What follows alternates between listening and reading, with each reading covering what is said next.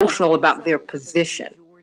Now with its Right. mile per hour They're winds, like that in Puerto Rico. They're like that all over the world. People kill over this stuff. That's why I'm saying it just is ridiculous. So I'm gonna go on and let you all go. And Are you on StreamYard? I'm on Yes, StreamYard. StreamYard? I'm on. Yep.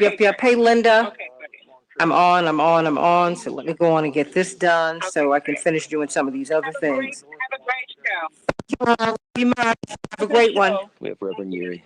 Thank you. no chance that anyone else All right. All right. Bye. Bye-bye. condo building. 54 people are known dead, Okay. 86 missing. It's a recovery operation now. Here's our Jackie Quinn. Emotions were raw Okay. as firefighters, police, Okay. searchers, Reverend Yuri? journalists, and public officials Good morning. Hi, how are you? to honor the I'm well. How are you? I'm doing great. Thank you so much for waking Chicago and Minneapolis and others up today. Appreciate that. Only for remains with no hope. I think they're already up. Well, yeah. Folks are on crank for sure. They are. So, pandemic lockdown, but infection rates are stubbornly high in hold many on. parts of South America and Southeast Asia. So, The European Union excuse me is one fined moment. 4 major German car makers $1 billion, saying they colluded to limit the development and rollout of car emission control systems. The EU named Daimler, BMW, VW, Audi, and Porsche. Daimler wasn't fined after it revealed the cartel to the European Commission, it says. This is AP News. Okay. The Tokyo Olympics begin July 23rd, but COVID's a challenge for Japan right now. Here's our Charles de Ledesma. As the International Olympic Committee's most Okay. senior There we official gets to Tokyo, go. he's greeted by state of emergency plans. There we go. IOC That's President what I was looking for. I was looking for that particular phrase. Okay. So I got that. Sorry. I'm always listening to the news just before we come up, getting these things done. Comes just 2 weeks before the postponed Tokyo Olympics are set to open. Eric. The IOC and local organizers Son. are attempting to hold. Okay, hey everybody, how are you today? Despite It's good seeing you today. We've got a special guest. We've got Reverend Dr. Michael Eric Dyson, who's going to be talking to us about Nicole Hannah Jones, which I think is really, really important. And WCPT Willow Springs. I am very, very excited that Chicago's progressive talk. that I've got him with us today.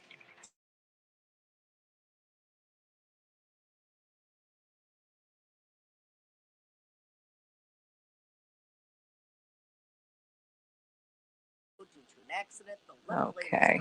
Okay, we're back. All right, so let me, if you all don't mind, I'm trying to, these last few minutes, get myself together here. Okay. Oh, boy. Okay, how is he sounding? Does he sound nice and strong? Could you bring him up just a little bit, please? Okay. Thank you. And the Tri-State northbound to the Eisenhower, that exit ramp is slow. That's traffic. I'm Julie Cronus. Tom Hartman. The Republican Party was Still getting static. to Viktor Orban's Fidesz. Okay, we shouldn't be which is getting the static. right-wing fascist party that has taken over Hungary, shut down the free Okay. press, imprisoned people like me, imprisoned the opposition, particularly the people Okay. in the media. The Tom Hartman Radio. Okay. AM to 2 p.m. CPT 820, where facts matter. Bathroom looking old and worn out? Want to update it, but you don't know where to start? Then let BCI Bath and Shower show you how to turn that old bath into 1 minute. Okay, thank you. functionality. Our residential bathroom solutions provide the best value on the market, and our Hey, Chaparral. second to none. Our cost- Chaparral's back. Here, when you finish vacationing, he'll be back in town, and I know he will want you to make him something good to eat. And it was a great experience the whole way through. You know, there's COVID weight and then there's post-COVID weight. Oh, oh, and every time Reverend, where's my banana pudding? What for me?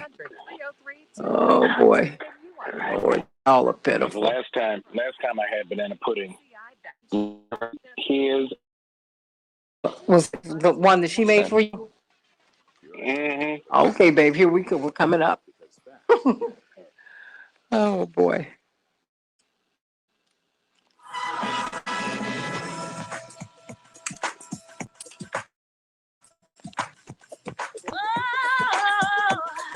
This is the Santita Jackson Show.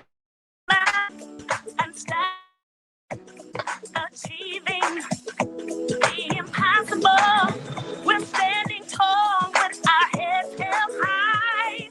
We are victorious. Welcome to the Santita Jackson Show. It is a joy to be with you today. WCPT, the nation's largest progressive here in Chicago, and coming to you from AM 950 Radio in Minneapolis, St. Paul, the voice of Minnesota. Boy, is it a joy to be with you today. So let's things started today. I'm going to have Reverend Dr. Michael Eric Dyson with us. He's going to be talking about the Nicole Hannah Jones in on my social media about that case. And so I want to hear what you're thinking about at the top of the hour. And of course, Dr. Max Wolf will be giving us the latest on economic news. Did you know there are at least 20 cities around the United States that are soliciting people with or without college degrees to come and live there and work remotely? Wow, things have really changed. Morning Stars, it's a joy to be with you today. Please like and share, like and share, like and share. We're streaming live on the Santita Jackson and Friends page on Facebook and on WCPT 820 on Facebook and on the Santita Jackson Show YouTube channel. Everybody, please like and subscribe. Big Bree, Michael Ann, and Carol on the left coast, and Raphael down there in Brazil, and Francis. We've got some friends from the Gambia, and Jewel, and Andre, and Yolanda, and Brian, and so many of you. I'll be getting to you as we get through the show today. And of course, why are they still having the Tokyo Olympics? What do you think about that, everybody? That's purely the business of the Japanese, because they've had a very interesting history with vaccines. So they have a lot of questions. They've had a lot of injuries that have gone reported, and so they are hesitant, or should I say, questioning. I was still going there. Dr. Shanina Knighton will talk to us about that. While they're pushing vaccines all over the world with these shots, why would we be sending our athletes to a place where people are not taking them? So you help me with that. And of course, we're going to be talking about what's happening in Haiti. What is that to those of us in the United States? And the who committed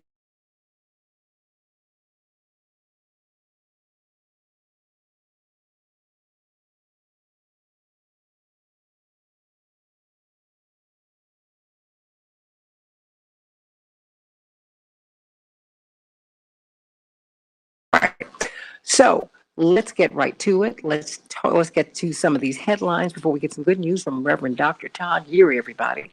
It's cooled down significantly after these thunderstorms yesterday. Boy, oh boy, in Chicago, we're going to have a high of 70 degrees, and it feels cool, everybody. I love it. Mostly cloudy today. It's cloudy already. Minneapolis, St. Paul is going to be warmer than we are here. The Dow closed up 104 points yesterday. The NASDAQ closed up 1 point, and the S&P 500 closed up 14 points. And the Twins and our Sox, they've been playing a lot lately, everybody. This White Sox, 6. The Twins won. They'll be facing off. The Twins will be against the Tigers tonight. And the Cubs, 8. The Phillies, 3. They'll be facing off against the Phillies once again today. Haiti is in crisis after President Moise was assassinated during an attack on his home yesterday, plunging this country into chaos, everybody. There were initial reports that his wife, had been shot, the former First Lady. And then there were some reports that she had actually died. No, it is rumored that she is at a hospital in Florida, and we are praying for her recovery. 4 suspects connected to the attack were killed by police, and another 2 have been detained. We're going to be talking about that at the bottom of the hour because it's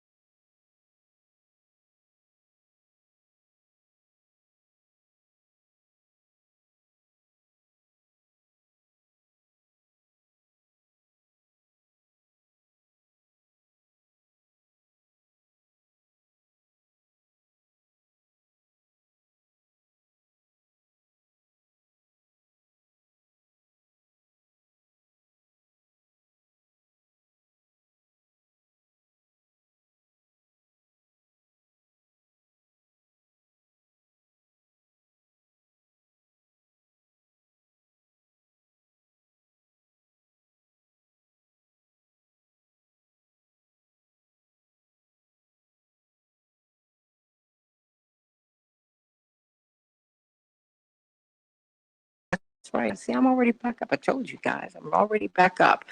And so let's get a couple of other stories out the way before we bring on Reverend Dr. Todd Geary. Did you know that 66 million gallons of toxic fracking waste has been dumped in the Gulf of Mexico since 2010? That's right. That's according to Toxic Waters, How Offshore Fracking the Gulf of Mexico. It's a new report from the Center for Biological Diversity. According to the director of the Center for Biological Diversity, a decade into the offshore fracking boom, officials still haven't properly studied its public health impacts. 66 million gallons of toxic fracking waste in the Gulf of Mexico. Darnella Frazier, the young woman who was recognized by the committee for the for the for the video that she shot of the death of George Floyd. Well, guess what? She suffered another horrific hit from delivered by the Minneapolis St. Police Department. Everybody, she said in a Facebook post that her uncle Neil Lamont Frazier died early. He was struck by a police squad car, Minneapolis police squad car, that was pursuing another driver linked to several robberies. He was not involved in the pursuit, and Ms. Frazier has questioned why police were conducting a high-speed chase on a residential road. Wow, everybody. ESPN has removed Rachel Nichols from the NBA Finals role after this leaked video. We're going to talk about this before the week is out. Of course, that'll be tomorrow. Yes. 1/3 of white conservatives refuse to get vaccinated. A refusal shown in polling.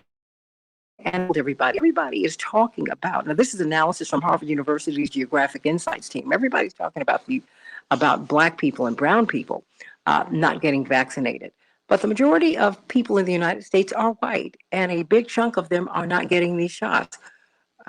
Don't you think they need to talk about them? And Belgium, everybody, they're unveiling plans to return stolen artworks back to the Democratic Republic of the Congo. That is huge because Belgium has an Africa museum. That's right. So what will it be filled with, everybody? I don't know, but they need to return that stuff back to the Congo. I understand how you establish a museum with stolen stuff, but that's all over Europe, all over the United States. So I'll just keep that going. Douglas Community Church, of course. Reverend Dr. Todd Geary, Esquire, Give us some good news. Well, two things. Good morning, Santita. Thank you. Yeah, the whole museum. I'm gonna start a museum, but I'm gonna stuff. Why didn't I think of that? But to your point, it is all over Europe. The biggest holder of, as I understand it, Ghanaian artifacts is in a museum in Great Britain. We can go back and have that conversation. And the one, Nicole Hannah Jones. All I got to say, sister played that like a man. Love, hate the game. You can go through your process at UNC all you want to, but while you're sitting over here trying to get your stuff straight, I got this other conversation going on over here because I will not get played on live TV. That's all I got. But yeah. Yes. So, yes. Yes. Yes. I ain't mad at it. Conversation because she even said from the NAACP and Education Fund, which represented her. She said, for too long, Black people have used white universities as the gold standard. I'm paraphrasing her. And now we need to change that. These great Black intellectuals need to be going back to these Black schools. Do you know how many? Because, I went to Howard. So these kids are so excited. They're trying to figure out, even if they're not majoring in journalism, they're trying to figure out how to audit her class. They're trying to figure out how to audit Ta-Nehisi Coates' class. That's what we need. Yeah. They don't just need to go to Harvard. Harvard students already are at the top of their high school classes. They have access to that. And these schools that produce these people need to be able to pay these people and get and have the children see them again. And I'm going to put it right there. Yeah, it'll be interesting to see what the lottery is to be able to take their classes. They'll all be oversubscribed. Good. The waiting list will be tremendously long. And audit is called find out what room they're lecturing in and sit outside the door. Baby, I went to Howard. Ain't no such thing as an audit. These folks just gonna pack in that room. No. I didn't go to a PWI. I went to Howard. Okay, and my go up in that class, and when she's taking names, they're gonna be like, "No, yeah, I'm Santita, I'm Todd Geary, I'm everything." Because I'm sitting right here. Oh yeah. House ID, but I went to Spelman. That's what Morehouse men do. Anyway, good morning, Chicago. Good morning, Twin Cities. I know we just acted off. We're just excited. I hope you're excited. Get moving. Put your feet on the floor. Because guess what? You are alive. And let's go live on today. So here's what I need you to do. I need you to take a deep breath of life. Fill your lungs. Go ahead and get that morning beverage going. Get that morning Joe or that tea or whatever it is that you need to get started. Let's do it. Because this is going to be an awesome day. Now, I don't want to be a damper. I don't want to put a damper on your day, but I need to talk to you about process. Yeah, I need to talk to you about process because, a couple of weeks ago, we transitioned into summertime. Aside from the fact that my allergy is still on absolute 12. Absolutely. I mean, whoever thought about this stuff, combination, I don't think that was intentionally designed. It's too problematic. Just no. But anyway, so summer's here, and if we think about the agricultural calendar, the summer of life is often the most challenging because we know the seasons help us to mark time. Winter, spring, summer, fall, they're transitional periods, and something different happens in each season. What happens in the summertime is a lot of questioning. And the question that is often raised in the summertime is like on ride when you're the kid sitting in the back seat. Remember, you take that ride with your parents, and they put you in the car, and they just start driving and telling you where you're going. And it felt like you were a kid. And you kept asking this question, are we there yet? Summer is about not yet. It often speaks to unfulfilled desires and unresolved troubles. So when we think about not yet, we think about what we've been waiting for, longing for, wanting, and yet we've not yet received. So as a result, we sometimes find ourselves frustrated, bitter, even drawing away from God. And it's in these times of waiting that we have to focus on what is driving us, the promise instead of the problems, the coming trials. And the only question is, how do we do that? So here's what I want to tell you this morning. Waiting is not an action. Waiting is a process. And so that process involves being willing to go that you've asked for while not giving God your best. See, what is being willing to go without what you've asked for while not holding on giving God your best. Sometimes the season of waiting that we stop doing the things that that's one of the biggest mistakes you and I can make as believers. We can't be doing the best and giving the best of who we are simply because we're waiting for the thing that we've asked for. If we only are faithful under ideal conditions, then are we really being faithful? I think not. So what do we do in the meantime? That's what summer is called. It's called the meantime. It is a meantime. It's hot. It's stormy. It's meantime. We have to continue to exercise our best confidence in God's promise. That exercise is called faith. Now's not the time to be less confident. What that means is that I'm still going to go as if I've already got what I've asked for, even though I can't tangibly show that I've received it. So in the midst of waiting, it's time to be more confident. So then we express our satisfaction in our connectedness with God and not in our circumstances. The scriptures declare, don't be deceived. God is not mocked. You will reap. So if you sowed in the springtime, the summertime is where you express the confidence that the process that you've begun is going to yield results. And so don't become weary in doing good. That's what Paul says. For in due season, you'll reap a harvest if you don't give up. Don't give up. Keep going. Don't give up. Keep trying. Don't give up. Keep doing, because this is the season where you're in the process of preparation. And there are three things. I'm going to give you three words, and then we got to go, because I got to go hear what Michael Eric Dyson is going for future sermons. I'm just saying. So in the springtime, you did preparation. In the summertime, you'll go through anticipation. And when the fall or the harvest comes, that's when you get the presentation. And you can't go from preparation to presentation if you don't spend some time in the season of anticipation. What are you looking forward to?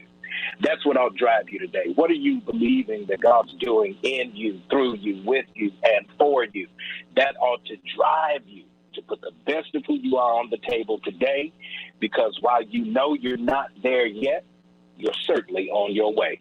Have a great day. Thanks, Santita, for letting me hang out this morning. Go on and do what you do. I appreciate you. No, stay right there a hot second. Somebody. Stay right there a hot second. Stay right there a hot second, because I want to extend this, because we both went to Black colleges. And I think it's, what we're going to discuss with Reverend Dr. Michael Eric Dyson is very, very important, because I think that those of us who went to Black schools and Black kids who went to college, and those of us who go to college, I think just black, white, brown, yellow, red, the gold standards in academia is a letter of acceptance from Harvard, right? From Yale, from Princeton, from Brown, from the Ivy League, Stanford, boom. And many of us, even though our parents went to these HBCUs, and many of them did extremely well, if they got the opportunity to go past Howard to Harvard, to go past Morehouse, which produced Dr. King, you, and so many great folk. Let me go to Boston University, which is where he ended up. I mean, Reggie Lewis, the first African-American to own a Fortune 500 company, came out of Virginia Union before he went to Harvard University. And my mother said when I was very, very young, she said, don't let that escape your attention. Because Virginia Union saw the diamond that he was, and they took him. And Dr. McNair, Ronald McNair, the great astronaut who came from A&T, did you know that he was an at-risk student when he was accepted at A&T? Reverend Dr. Squire. He was an at-risk student. Reverend Dr. Sam Proctor, who was the president of the university when my parents were there, who took my father was a walk-in student at North Carolina A&T. He was a walk-on. And he presented himself to Reverend Dr. Proctor, who was Dr. Proctor at the time. He said, I want to come to your university. Just had a horrible time at University of Illinois. I don't want to go back. I want to be here. And Greensboro 4 here, and on and on and on and on. And my father kept talking. He said, I saw something in this boy that let me know that he was going to do great things. And he admitted it. Dr. James Cheek, who was president of Howard when I was there, said, you know, people make the slip all the time.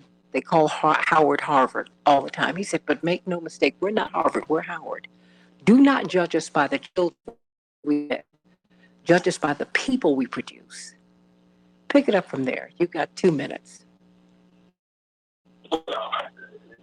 Here's a couple of things. One, the genius at it in Black youth, Black people, is often limited by opportunity, not by ability. So as you were kind of calling the role, you know, even Harvard, one of Harvard's most alums is W.E.B. Du Bois. So when we think about wherever we've been placed, when I was at Morehouse, they would often say Morehouse was the Harvard of the South. No. They would change it to say, no, Harvard, Morehouse of the North.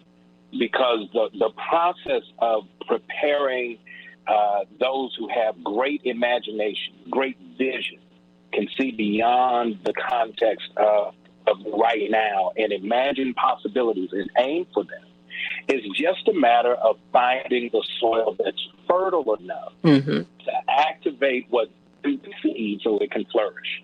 And so we've made a lot of striving to these schools that have huge endowments and all of this prestige. But 1 minute. All three of my mother's boys went to Morehouse. I went to 2 schools at once, much to her chagrin. But that's a whole other discussion. But what it did was it opened my eyes, and it helped me to understand that it didn't matter where I was. I was worthy of being wherever I was. And I had the ability to compete at the highest level. And so while I've had an HBCU experience, I've got PWI degrees, it has never been about, I think that's what Nicole Hannah-Jones, Ta-Nehisi Coates are going to be doing. They're going to help activate those seeds in the 15 Harvard. And what you're going to see flourish, Absolutely. That's all I want to say. And remember, Du Bois went to Fisk first. Oh! Come on now. That right there. That piece. So, to your point, in some places. That's right. And in other places, they recognize. And this is no slam. This is no slam to school. I want the HBCUs to be lifted up. As she said in her letter, they punch above their weight. Because they have to. And they do it going back to Howard. And I'm glad Deion's to Jackson State. It means so much for us to see our genius and our greatness. It means so much. Back with more of the Santita Jackson Show, talking about Haiti in just a minute. Thank you, Reverend. You're welcome. I'm going to try to audit that class. I'll be sitting out in the hallway. Honey, wait a minute. Or you might be sitting in between the chairs. Because you know, we are unrehearsed. Yes. We are unrehearsed. And we're going to do that. We got more, but at the end of the day, no. We're going to be up in there. She's exhausted. Because, I posted something and boy, I got a tremendous response this week. Here's to you for going where we're celebrated, not where we're tolerated. Going to the places where we're needed the most. And that to me is the key. And that was why my mother said, you're not going to Harvard, you're going to Howard. No, Yale, that's great. I'm happy. I'm glad. Wonderful. I'm glad they accepted you. That's nice. But you will not insult Howard, who want to pay you to come.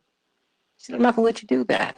I'm not going to let you do that. And I'm not going to let you do that to yourself, but I'm not going to let you do that to Black people.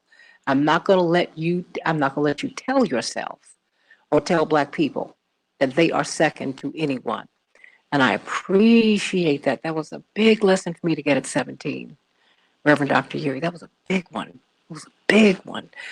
And everybody has their own set of lessons to learn. But that was a lesson for me. And I thank her for that. I thank her for that. Always will always be grateful. But I send you much love. Thank you for coming on in today. Reverend Dr. Yuri, you give us a whole lot to think about. What was that? What did you say? What was it? Preparation. Preparation, Anticipation. presentation, Thank and you. presentation. Love it, love it, love it, love it, love it, love it. Well, just stay tuned because we're going to be talking about Haiti with two of the world's foremost experts on Haiti. And I'm so excited. This gentleman has spoken before, said Rainbow Push on many an occasion, the Honorable Lionel Jean-Baptiste. We're so honored to have you, Judge Jean-Baptiste, with us today. How are you? Good morning, Ms. Jackson. We shocked and disappointed and saddened by the situation. Mm-hmm. Otherwise, we continue to press forward. Well, got a lot of questions for you today. A lot of questions when we come up, and the segment will end pretty quickly. It's at 57 after the hour at 6:57, but we're going to get a lot from you. And we have one of your young colleagues, someone who looks up to you, Attorney Daphne Chameleon from, the Haitian American Lawyers Association. Well, she's been at that. Attorney Chameleon, how are you? Good morning. Oh, when I called her yesterday, Judge, she was wound up. I saw the fist pumping in the air. Okay. Good morning, Judge Lionel. It was very important, but I'm going to let you set the table for us, Judge, because we need to understand what we're looking at. I have so many questions. Oh my gosh. But we're on Facebook Live now, but we're going to come up on we're coming 10 seconds, is it? Paul, 15? We are 30 seconds away. We're 30? Okay. So we're right up. So you all just hold on one hot second. Everybody, I'm very excited to have two of these esteemed guests with us. I mean, I reshuffled everything when I saw that Judge Jean-Baptiste could be with us today. I said, oh, wait a minute, 11 o'clock. I'm still looking at my phone. Oh, I'm so sad. Oh my gosh. I should be asleep because I'm up at 2 o'clock. How's the family doing? Oh, everybody's doing well. Thank you so much.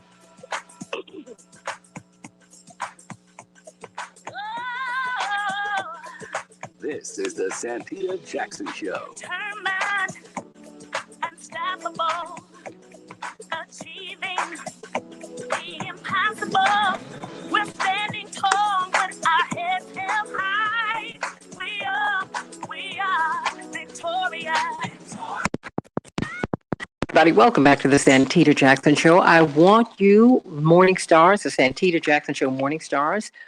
Please like and share, like and share, like and share. Josephine and Lorraine and Joyce, like and share. And please go over to the Santita Jackson Show, that YouTube channel that we've established, and like and subscribe, everybody.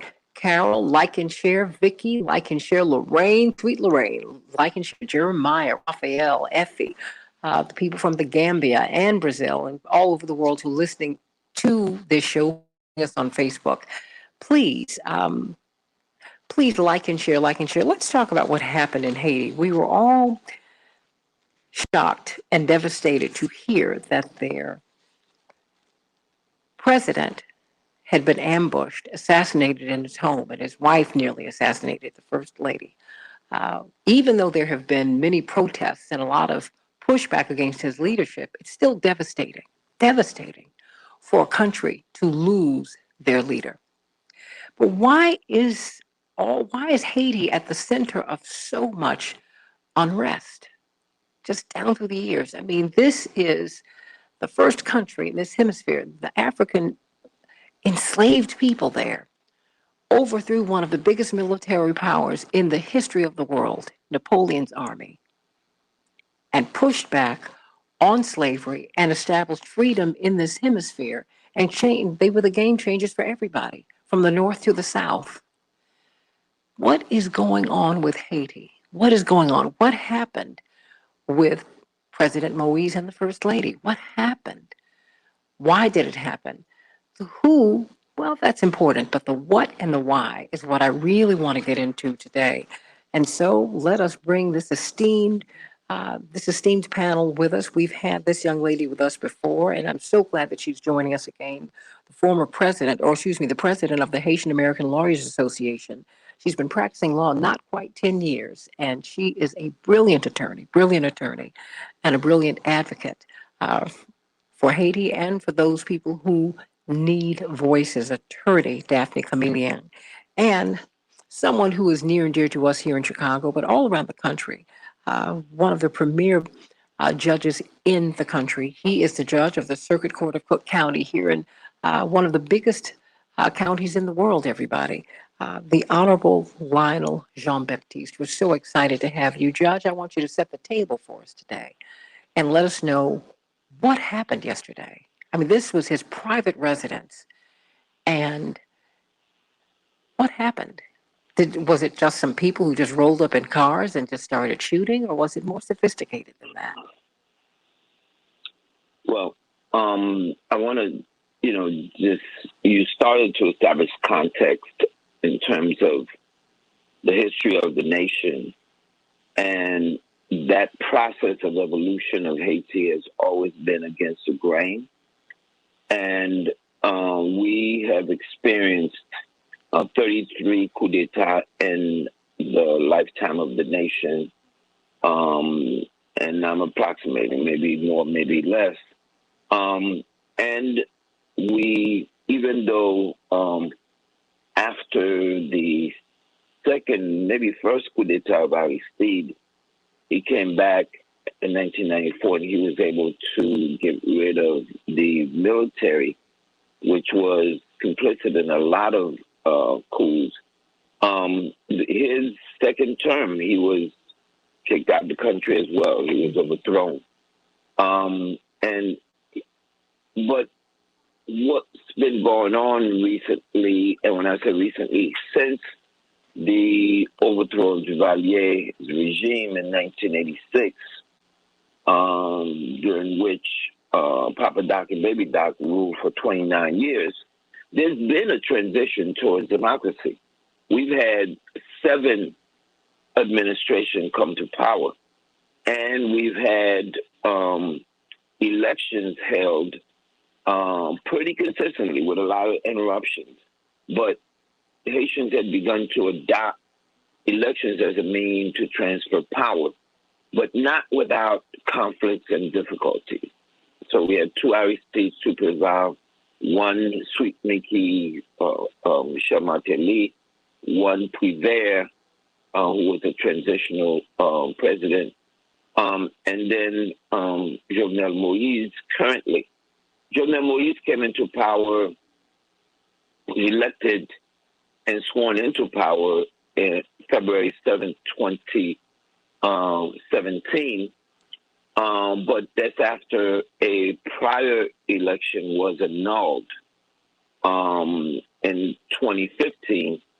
And that election and stuff, even though it was thrown out and the nation had to do a do-over, many of his opponents felt that he was elected illegally, that the election was fraudulent, even though he won twice in the first time and the do-over time. And they unleashed a consistent opposition against him from the day that he swore in.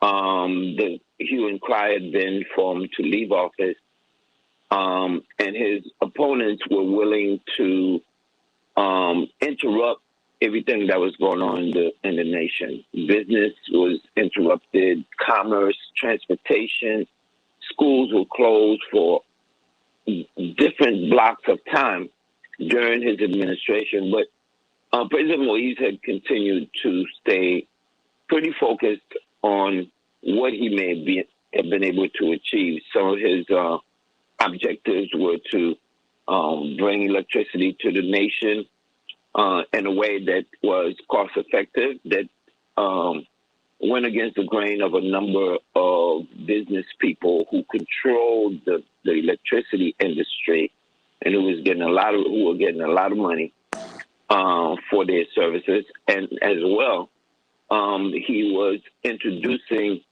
a new constitution to try to undo certain things that were being done in the country. He wanted to create a president and vice president system. He wanted to give women 50% of the elective posts to be guaranteed. He wanted to reduce the age of participation for elective posts, because the nation is almost 70% of the population of young people under 30 years old. Wanted to increase their participation.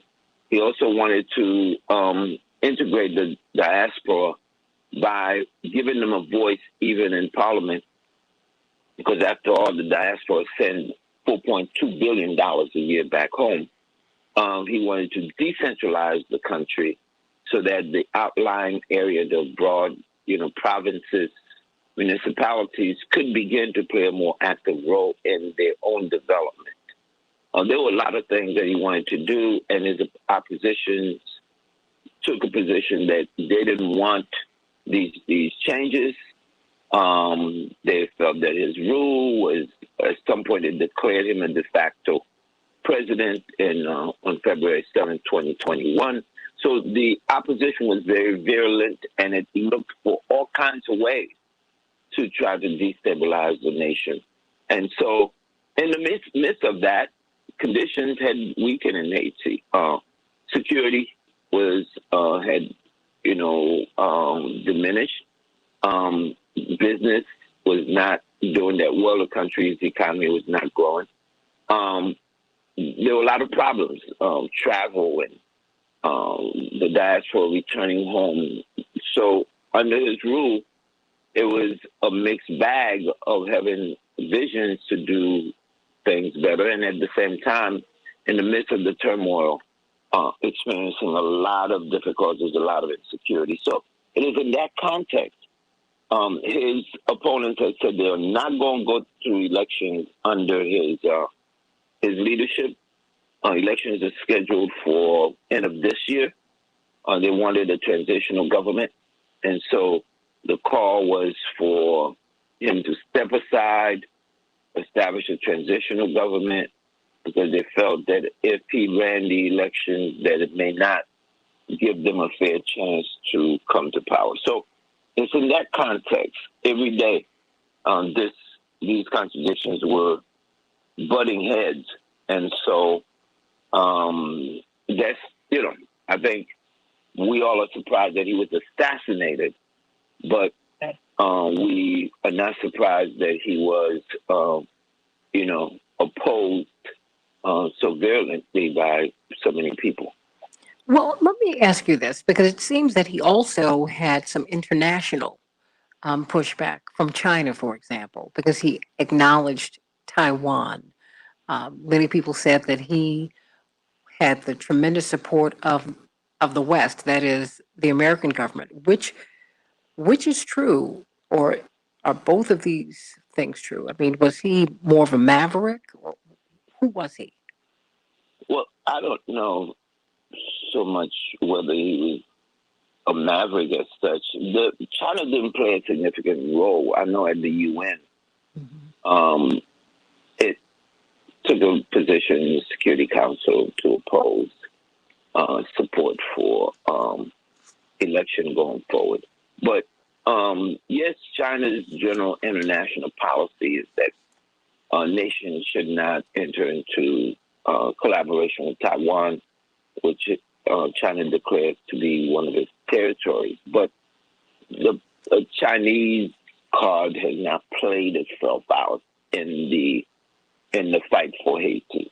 And many have felt that if China supports the Dominican Republic, they have a relationship with Jamaica and so many other nations in Latin America.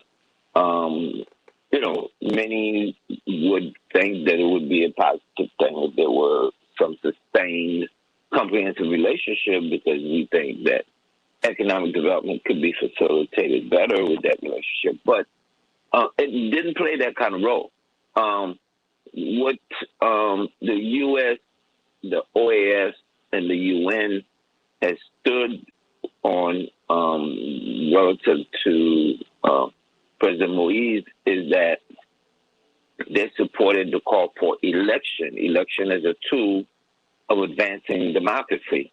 And the Haitian Constitution called for election every 5 years during the 5th year of a sitting president. And that's what we're in right now. We're in the 5th year, meaning we're completing the 5th year. So the U.S. has agreed with President Moise on that his term would end in 2022 as opposed to 2021. And so they agree with him from that perspective. They're supporting election, preparation for election. So is the UN, so is the OAS. So that international intrigue beyond that point is just that it didn't go. China didn't play such a significant role in this.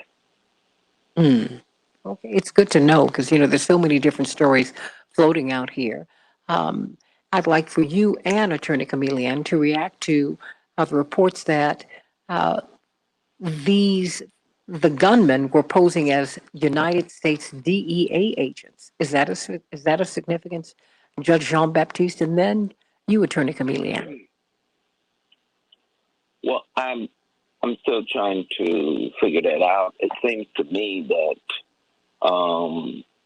this was a ruse used to try to penetrate beyond insecurity, but that still would be outrageous. And I don't know what happened with his security. I don't know what happened with that kind of approach, but because the DEA has had some presence in Haiti, it may have created confusion if somebody had declared that we are the DEA stand down, et cetera, et cetera.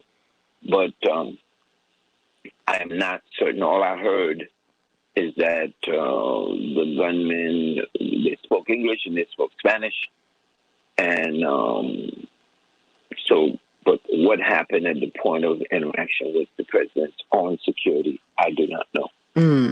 Attorney Chameleon, can you react to that? I mean, you are part of one of the things that's most impressive about the Haitian diaspora is the support that you have for Mother Haiti, the more than $4 billion that Judge Jean-Baptiste mentioned that you contribute to the economy. Give me your reaction to this assassination. When you hear all of the initiatives of the president, it sounds like an assassination. It sounds like a coup. Attorney Chameleon. Yeah, sure. So, the U.S. So I want to say start out by saying also that the U.S. Has denied that the DEA has any involvement. That's what it's been reported, and as well as Haitian officials have also denied that the DEA had any involvement. But I agree with the judge in the fact that they are stating that they think it was a ruse to confuse security, because it has not been reported that the security was hurt or anything. So no one knows exactly what was going on with the security. The things that were reported were that it was multiple. It's been reported up to 9 SUVs pulled up. Men got out of these SUVs military style. And then, they spoke in American English as well as in Spanish. yelling out DEA. So we're, as every hour things are unfolding as well. So we just have to wait and see. As far as the support, diaspora, it's a shock. There was, we did know that there was a lot of opposition. People are obviously shocked about Jovenel, but the president, but as well as the first lady. As we stated before, she is in the U.S. receiving treatment. No one's talking about it, but they do have 3 children, and I believe they're all minors. So that needs to be also taken into consideration. Where are they right now? It hasn't been discussed at all.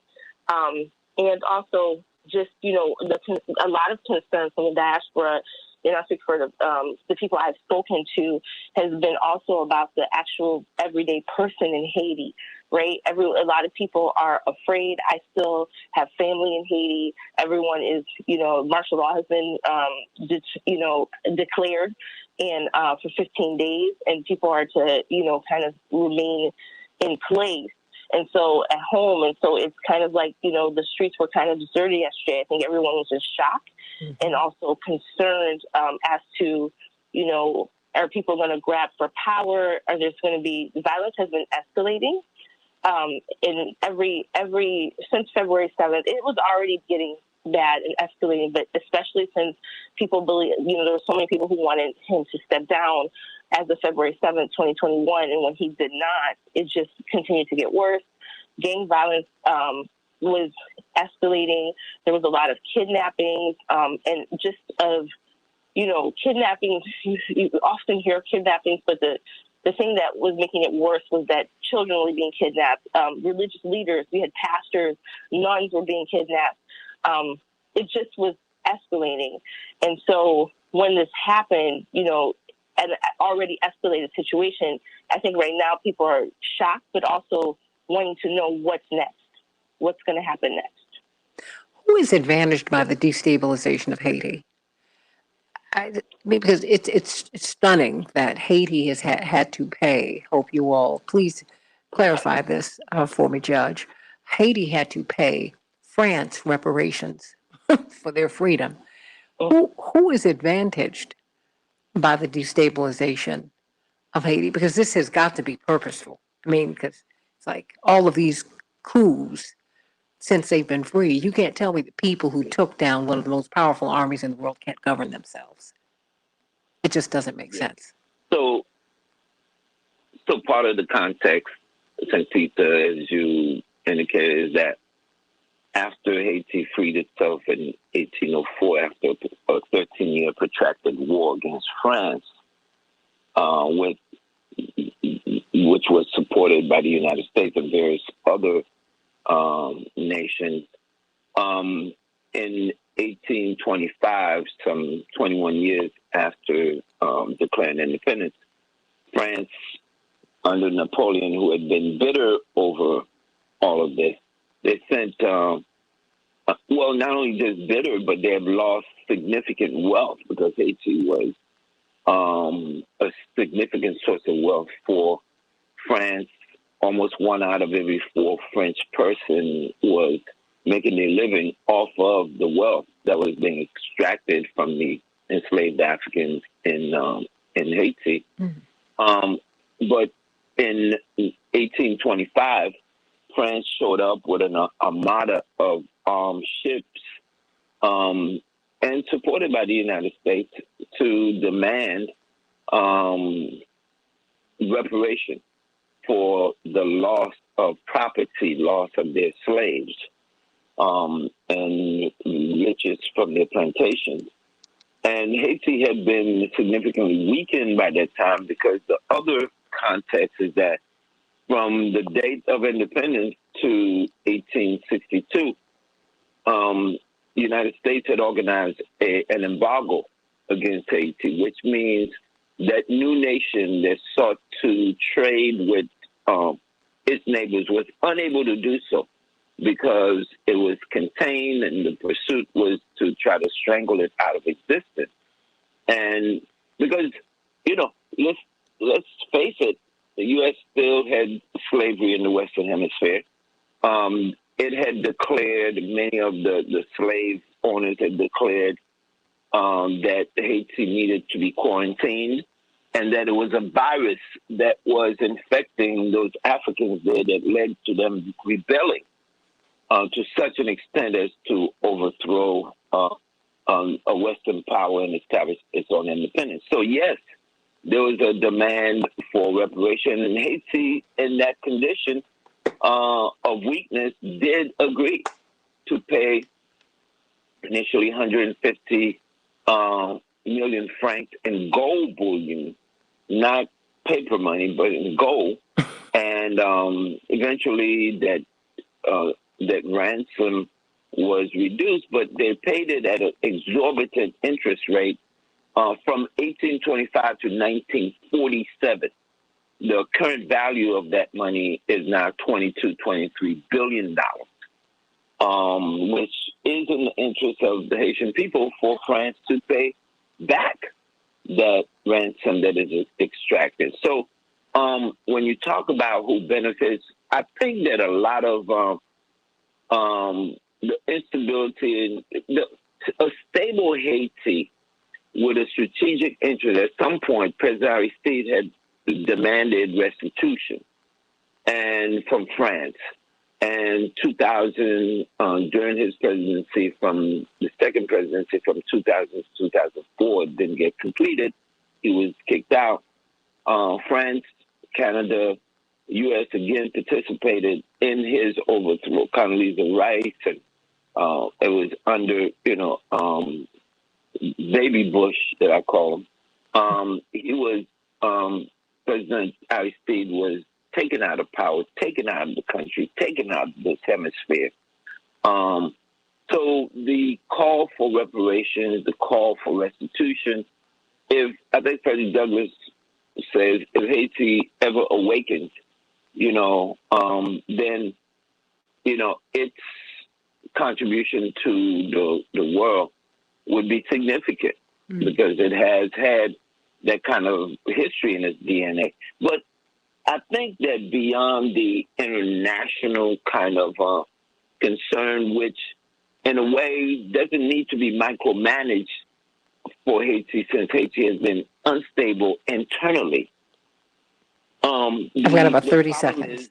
The problem is the fight internally between the haves and the have-nots in Haiti.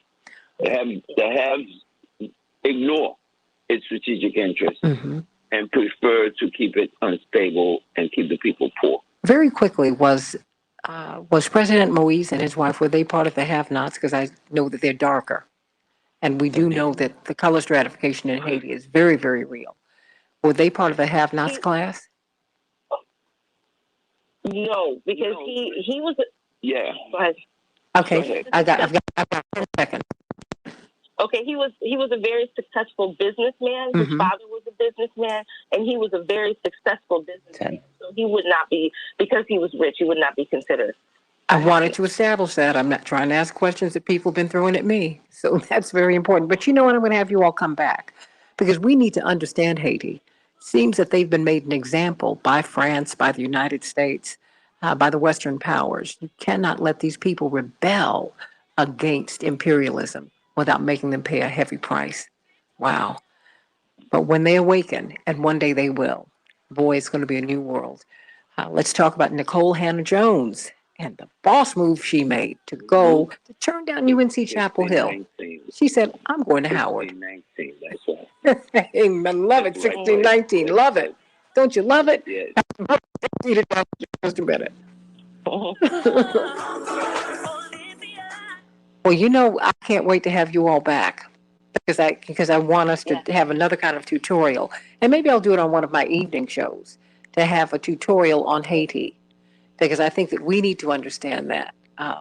Because there's such a resonance, I think, that Black people from the United States who've been descended from slavery, we resonate very, very profoundly with the Haitian community. There's a certain kind of fight. I've just seen it. I've seen it. You come in, you jump right in the fight here. It's a glorious thing. It's a glorious, glorious, glorious thing. And so I want to thank you all for being with us today. And I'm going to be in touch with you over the next few days. In fact, ironically enough, that gets the Medal of Honor, the highest civilian and military honor that France gives. We'll be going to France next week. He gets that. Oh, wow. Yeah, in the Wow. yeah. Wow. Okay. Yeah, that happens on. We leave next week. So they're honoring his lifetime of work. In the midst of all of this, I'm like, oh wow. Congratulations. He's congratulations. for the power. He's for the power. He's paid the price. He's earned so whatever he's got coming to him. So tell him congratulations for it. Oh, bless your heart. But keep. Fantastic news. Oh well, it's a blessing. It's a blessing. It is a blessing. It's a blessing.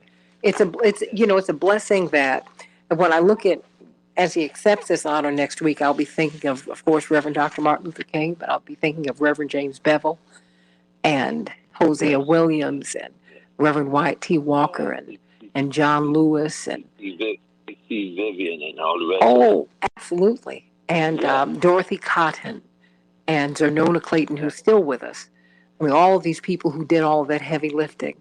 Mrs. Amelia Boynton, who got Reverend Dr. Martin Luther King down to Selma. He'll be accepting that award on their behalf. And I'm just honored that God has used him in this way and that he's been available. Absolutely. So. Absolutely. And thank your mother, too, for, she's done so much. We have Reverend Dr. Dyson. The shoulder upon which a lot of that work has had to be done. Well, and she's the one who would go to these countries first. I tell this story, and I tell it every time I can. We've got Reverend Dr. Michael Eric Dyson with us.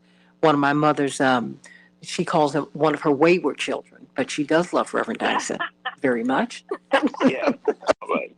He's got that kind of energy. She gets him all the time. I can tell it on the show, Reverend Dyson. Reverend Dr. Dyson. I'm just glad she ain't here right now. Dr. Dyson, you have not gone unnoticed. Bless you, my friend. All right. She said, he's what? Thank you for your work. He's going to do what? I said, oh my gosh. I'm not going to call you. Huh? You better let me know. She said, send her that. She said, I want to hear what he says. You send it to me. Yeah. I said, oh no. Well, she's trying to Nicole Hannah Jones me, man. What's going on? Anyway, thank you very much, Santita. God bless you. Thank you. No, thank you. This won't be the last. This won't be the last. I'm sure this is something I might want to deal with on Sunday, but I'm going to find out later on today. So I'll be in touch. Yeah, just let me know. I'll be listening. Oh, look, I don't know what my mother does. All right. All right. Take care. God bless you. Reverend, thank you so much for being with us today, Reverend Dr. Dyson. Everybody's so excited to have him here with us today. We're thrilled to have you, so honored. And we'll be up in just a couple of minutes. I'm just going to go through a couple of headlines, everybody, and I'm going to cede the balance of that time to Reverend Dr. Dyson. I'm so excited that he's with us today because he's one of the intellectual and he just covers the landscape. I heard Bill Maher introduce Reverend Jackson at one time, as an icon of our religious, political, cultural, and social life. And I think that applies to Reverend Dr. Dyson. And so I want to thank you for being with us today. You honor all of us with the work that you do, and certainly by being here today. I don't take you for granted, and my mother doesn't either. I love both of you and Reverend Jackson, and I'm just so honored to be here this morning. It's a great opportunity to engage in some serious dialogue. Well, we need it. We really, really do need it. We were just talking about Haiti. I want to have an extended conversation. Of course, your wife has done so much work there and just all around the world. Oh, yeah. And I want to, everybody's so concerned, and it's just been devastating to see what happened there, No doubt about it. This is awful. it's horrible, and yeah, she'd be a great person to speak to. So I'll pass that word on to her. Oh, I'm going to. I'm going to. I couldn't reach her yesterday, but I'm going to go on and do that because I want her to be a Okay. part of this conversation. You know, because it's a lot. But this issue with Nicole Hannah Jones, 1 minute. that's a big issue too. And so I'm glad that you're here. As you've gone on to Vanderbilt, love it. Yes, ma'am. Yes, You've ma'am. left DC. DC's not going to be the same, Reverend. Well, some people are sad and some are glad. So I'm glad to be here in Nashville at Vanderbilt and this opportunity. Well, that keeps you in the club now, because if everybody's glad to see you, then I'm going to. Now you know that my mother's really going to give you a hard time. How about that? She will. No doubt about that. Oh my gosh, unbelievable. 15. Okay, we're about to come on up now. Thank you.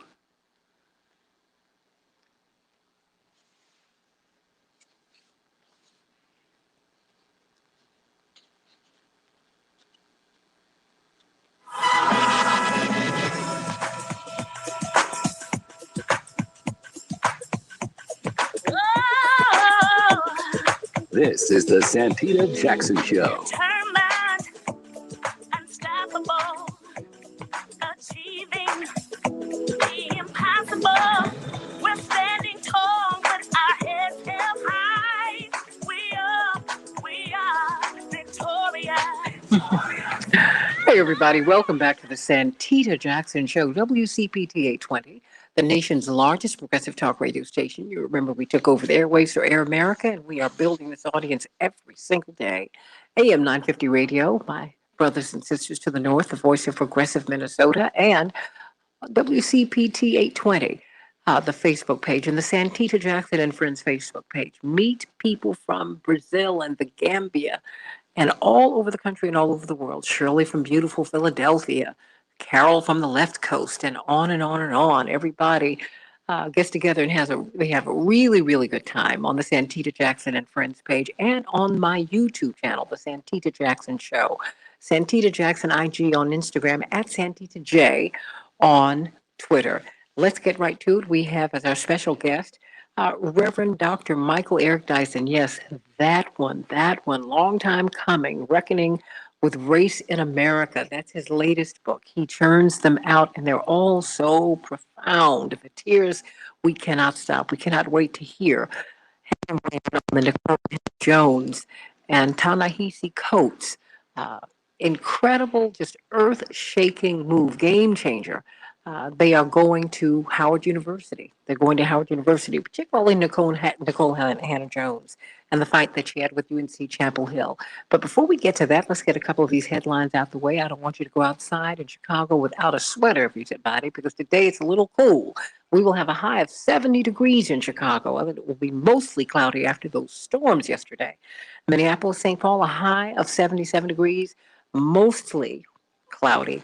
The Dow closed up 104 points yesterday. The NASDAQ closed up 1 point. The S&P 500 closed up 14 points. The Twins and the White Sox faced off once again. They're playing a lot, everybody. The White Sox are triumphant, though, in that face-off, 6-1. The Twins will be playing the Tigers later on today. The Cubs are triumphant over the Phillies, 8-3, and they'll be facing off against them once again later on today. Everyone's talking about Haiti, and if you want to hear what we just had to say about Haiti, go to my podcast on WCPT820.com/Santita. We got some great information for you. The president, Moise, was assassinated yesterday, and his wife was seriously wounded by people we do not know. We do not know why, but 4 suspects have connected to the attack were killed by police, and another 2 have been detained. Haiti's ambassador to the U.S. said the suspects were foreigners. And indeed, first reports have shown that they were identified as U.S. DEA agents. At least that's how they identified themselves. So we'll just have to see what all of that's about as everything rolls out. The global coronavirus death toll has surpassed 4 million persons as threats from variants, low vaccination rates, and spotty pandemic responses linger, everybody. Donald Trump is suing platforms that deplatformed him last year. Courts have typically dismissed these suits. We will see where they go, everybody. The condo collapse, wow, in Surfside, Florida. It's transitioned from a rescue to a recovery mission, everybody. Dozens of people are still missing, and they are all feared dead. Wow. The decision was made after determining that the viability of life in the rubble was low, according to Miami-Dade police. Let's get to what happened this past week. It was stunning. Stunning news. Stunning that Nicole Hannah-Jones, the Pulitzer Prize winning investigative reporter from the New York Times, the person who pulled together this 1619 project, which really had a biblical approach to American history. Why do I say it's a biblical approach? Because the Bible contains the good and the bad, the light and the dark, the pretty and the ugly. And it helps us to make sense of all of our lives and who we are. And that's what she did with the 1619 Project with American history. And she was praised by some, assailed by others. And so this alum of UNC Chapel Hill, distinguished alum, she was beseeched to come back to Chapel Hill to teach, to be a tenured professor. And that's when all the trouble began, even though she had made all the presentations. And so I said, let me just bring on one of the towering intellectuals of our age. Indeed, he is someone who is an icon of our religious, political, social, and cultural lives. He writes about it, he speaks about it, and he has so many books, everybody. So much knowledge we are able to tap into from him. Long time coming. Reckoning with Race in America, the tears we cannot stop. It's a sermon to white America. Indeed, debating race with Michael Dyson. Reverend Dr. Michael Eric Dyson, welcome to the show. Of course, he's the distinguished professor at Vanderbilt University. Everybody, welcome him to the show. Washington, D.C. will not be the same now that you are not in Washington. I just can't believe that you are down in Nashville at the great Vanderbilt University. He's a distinguished professor of African American diaspora studies. Reverend Dr. Dyson, thank you for being with us today. Ms. Jackson, it's always a pleasure to be in your company and to benefit from your gracious wisdom and your generous insight, and to see you carrying high the banner and legacy of your remarkable and iconic family. And I'm so honored to be here today to chat with you about another remarkable woman who is certainly making strides and making a difference. Well, she is making a stride. She is making a difference. What happened at UNC Chapel Hill? I mean, you are one of the few persons, let alone African Americans, who has been a tenured professor at the leading universities in the world. So for her to, what is a tenured professor? What does that entail? What does that mean? Right, including being tenured at the University of North Carolina at Chapel Hill from 1996, 1994 until 1999, the last 2 years of which I spent as a visiting professor, distinguished professor at Columbia University. But tenure, Ms. Jackson, and I'm glad you raised that, means that you are guaranteed the freedom and security to explore and exploit your field of study with the requisite independence and lack of fear of political reprisal or ideological consequence or attack by anybody, because you've been guaranteed a salary and you've been guaranteed a position that, regardless of, as the brothers and sisters in the street say, irregardless of what you might say or do, nobody with any kind of power, absent a morally persuasive argument about your, deficiency, you can keep your job. Ain't nobody can say nothing and do anything or be mad at you for your political views, whether they're right wing or conservative or left wing and progressive, whether they're liberal or independent. Nothing you do or say outside of the reasonable objections that somebody might raise that you're trying to foment a revolution. But even then, you can't get fired. You can't get fired if you're trying to make revolution that is healthy and creative. So you are guaranteed a spot, absent of doing something illegal or deeply and profoundly immoral that will come under the scrutiny of the university to keep your position and to have the ability, the freedom, the independence to speak your mind, to pursue your, investigation of an idea, follow and pursue your scholarship without fear that you will face political consequence for your beliefs or your investigation or for your scholarship and for your work. To write books with the security and independence afforded you by a university that says you are now part of our ranks. You have proved yourself to be worthy of support. We have allowed you to be tested by the highest standards of our institutions, of your profession, and others have weighed in, because when you go through tenure, that means usually here's the regular route. You got a PhD somewhere or a degree that in some fields doesn't require a PhD. Toni Morrison never got a PhD and was a distinguished professor at many institutions, including Princeton University, because as a writer, it didn't require her to have a PhD. Journalists don't typically have PhDs either. They bring a wealth of information and experience from years, often decades, in the field to bear upon the classroom, so they're able to receive the highest reward of a university and recognition, and in this case, tenure. So tenure usually happens when you get a terminal degree, in most instances a PhD.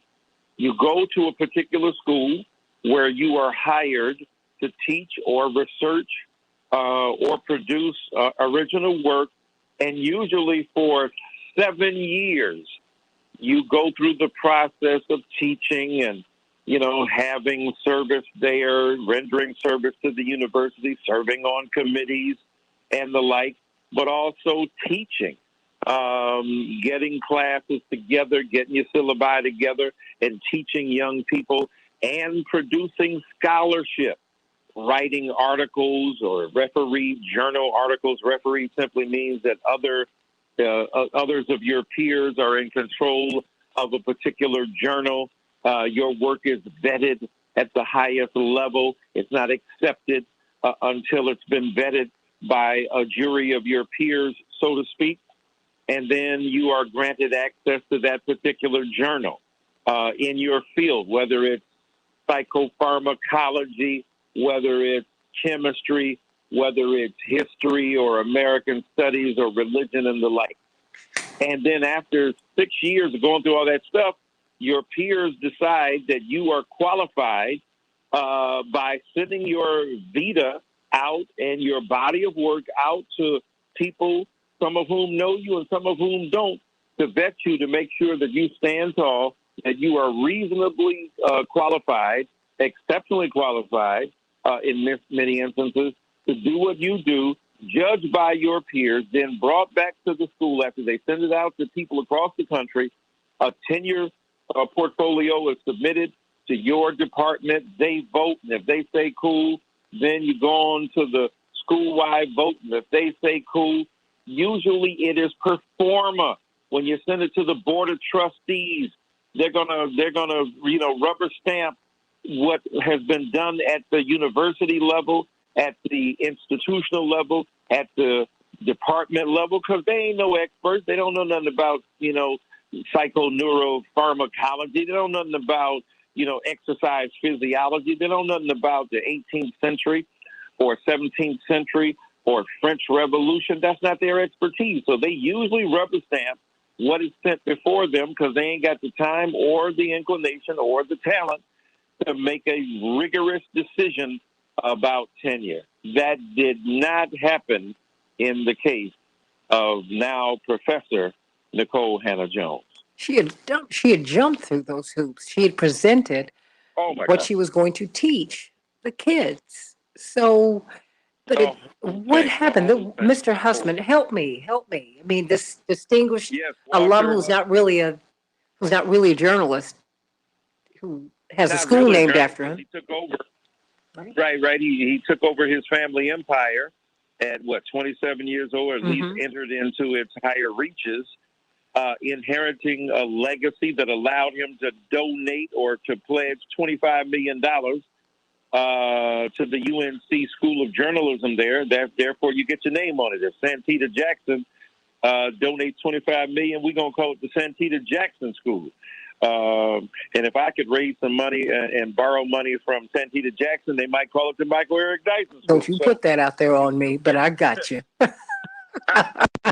So, this gentleman was upset at Nicole Hannah-Jones's work, upset, the very thing tenure's supposed to protect you from, upset that the 1619 Project centered the doings, thinkings, behavior, and consequences of Black folk in America, in what we now know as America, but even before, by making the year 1619 totemic, iconic, people having to grapple with it, not 1776 alone, but now 1619, the beginning of this nation, the struggles over its self-definition, the struggles over democracy, and how she foregrounded and pivoted to enslavement as a central arbiter and decider of what America would be, and won a Pulitzer Prize for the 1619 Project at the New York Times.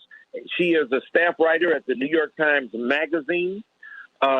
She wrote the lead essay. She came up with the idea. The wonderful and remarkable editor of that magazine, Jake Silverstein, signed on and was in full support and fully engaged as the editor of the magazine in making certain that this project would be carried out with the best writers, the most powerful insight, advice, and and recommendations from renowned historians, the whole deal, the kit and caboodle. And so Walter Hussman was upset that this project got off the ground, that it succeeded. Conservatives across this country have lost their minds and tried to fight a battle that ain't even there about critical race theory. They don't even know what it is. It's a law. It's a theory of law that says that there is systemic inequality that must be addressed, that the law itself is not a neutral arbiter of truth or justice, but is imprinted with the very irrational impulses that it seeks to expose. And as a result of that, we have to go back and forth and we have to struggle. There's nobody who's objective standing outside of the flow of human history. We're all implicated in the very process of deciding what is true or what is objective and the like. So all that was at stake. Behind the scenes, he's writing letters and emails and making calls and communicating to folks in an extraordinary exhibition of meddling with the process that's supposed to be above that kind of political machination. Now, we know all the time that tenure processes are influenced by all kind of things that shouldn't be brought in to play, but this was so explicit in the sense that it was done in a way that challenged the credentials of Nicole Hannah-Jones and shouldn't have been able to, because nobody could challenge based upon qualifications a Pulitzer Prize winning journalist, a woman who's won the Polk Award, the Peabody, a woman who has been nominated to the American Academy of Science, Arts and Science. I'm getting the name wrong, but I mean, that's just some extraordinary stuff for such a young woman, a young journalist, a young woman journalist, a young Black female journalist. When you think about what she's done, she is above the timberline, as Howard Thurman would say. She is an extraordinarily excellent journalist who is well recognized and got a genius grant from the MacArthur Foundation. So when you look, ain't no way you can tell anybody that she wasn't overqualified for the position of the night chair, and every occupant of the night chair at UNC has been tenured. And most of them, I mean, all of them, I think, many of them have been white. and all of them have gotten tenure, and ain't none of them, or very few of them, been as distinguished ultimately as Nicole Hannah-Jones. She is at least as distinguished and undoubtedly far more well known, because you can't name nobody who had that chair before she did. Not to besmirch their achievement and to suggest that because they're not famous, they are not therefore accomplished. It's just the fact that she's accomplished and achieved, and she's famous, and she's controversial, and she's undeniably qualified for the position for which she was nominated. And because of political considerations, Walter Hussman intervened as a prominent alum of the school, who was also a benefactor of the school to such a degree that his name is on that school, that he used his political influence to subvert a process that is supposed to be above board and above the fray and not influenced by untoward political passions, is what happened with Nicole Hannah-Jones. I've got 2 minutes left. What do you think it will mean to these students at Howard University, at this HBCU? Because I think this resonates through the HBCU system. What will it mean for them to have access to her, to be able to see her? It's incalculable. It's like Santita Jackson walking on campus. It's like your mama walking on campus, the Reverend Jesse Jackson. It's like, you know, the greatest and the best and the brightest walking on campus. Can you imagine? And along with the other genius, Ta-Nehisi Coates. So you got two, certifiable by means of the MacArthur Foundation, but really by means of their work, geniuses walking on campus, and folks celebrating them and embracing them and being able to learn from them because they love black folk and they're there. That don't mean that people who are at other schools don't love black folk, because we got to be everywhere. But it means that those people taking their talents is like LeBron leaving Cleveland, going to Miami. So going to that campus means that they have access to one of the most remarkable journalists, well, two of the most remarkable journalists, or when you consider Felicia Rashad is there, and Greg Carr, and so many other great professors, Dean Bernard Richardson, President Walter Frederick. When you think about the extraordinary level of intelligence that is there, she represents the best and the brightest, and they will be immeasurably uplifted and edified by her presence. She's such a humble young woman who is committed to her craft and investigative journalism, and they will be benefited by one of, if not arguably, the greatest investigative journalists and two of the greatest thinkers and journalists and writers in the nation today. It's a remarkable coup for Howard. It says a lot about our black institutions. All three of my children have gone to HBCUs, to Morehouse, to Spelman, and to Hampton, and graduated from there. I started at Knoxville College. So it's proud. It's a proud day for many black people to see that they chose Howard University and that Howard University flung wide doors to receive them. It's an extraordinary day. Amen. And tipping my hat to Deion Sanders for going to Jackson State and all of these top athletes who are now going to these black schools, taking our riches. And indeed, we need you at Vanderbilt. We need to be everywhere because we need this unfiltered, great black voice at Vanderbilt, speaking truth to power. And we just thank God for you and your powerful witness, Reverend Dr. Michael Dyson, my brother's professor. And you keep doing your great work in protecting me from your mama. Oh my gosh. I'm seizing that clip and I'm sending that to her. She's going to love it. Yeah. All of y'all. I love you. We love you. We love you and Reverend Marcia Dyson, his beautiful wife. Brilliant, brilliant. She used to be on my dad's staff. Can you believe it? She's a genius. A genius. Oh, amazing. We love her. We love her. We love you. She's amazing. And a brave woman, too. Yes, she is. Yes, she is. And she lifts you up. And we just thank her for being the wind beneath your wings. Love you, Reverend Dr. Dyson. Love you, ma'am. You take good care now. God Absolutely. Bless you. God bless you. Back in just a minute. Santita Jackson Show. Love you, Reverend. Love you, baby. Thank you so much here. Oh, I love you more than you know. Give Dad a call when you can. Right now, right? Hmm? Yeah, bless you, baby. You got Marcia's number now. Yeah. Yesterday. I spoke to her a couple of days before. Actually, I spoke with her last week. So I'm going to bring her back on because I'm going to have an extended conversation about Haiti. I'm going to pull my mother into it too because, she founded Trans Africa here in Chicago.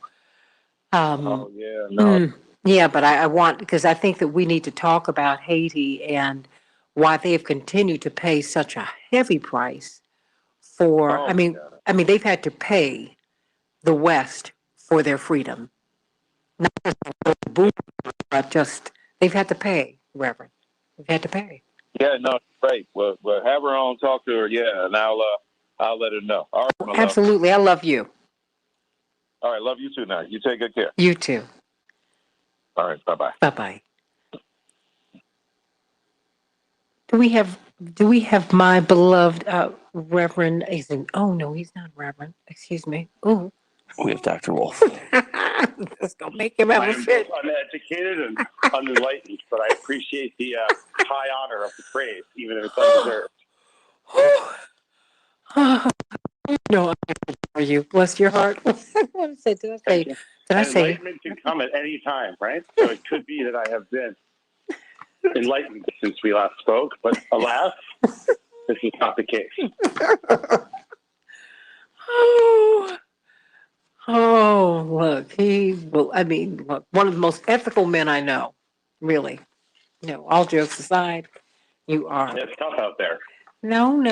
I think the world of you. I do. And so do all your friends. Thank you.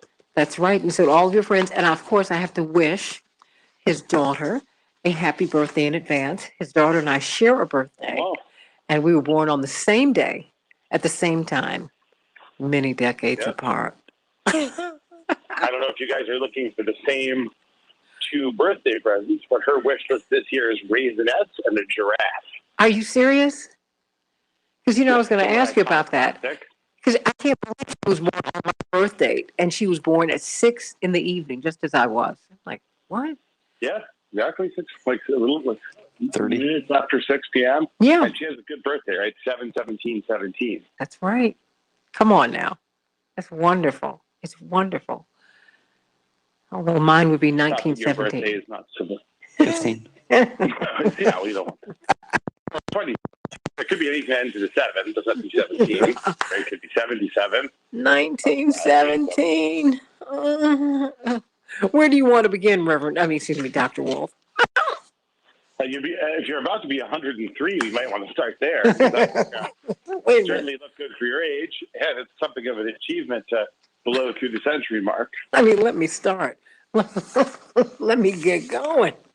By the way, our petition to send you into outer space hasn't succeeded. I'll acknowledge that. But a petition has started to burn. I don't know if you've seen that. And it has 185,000 signatories. Can you believe? Space is political.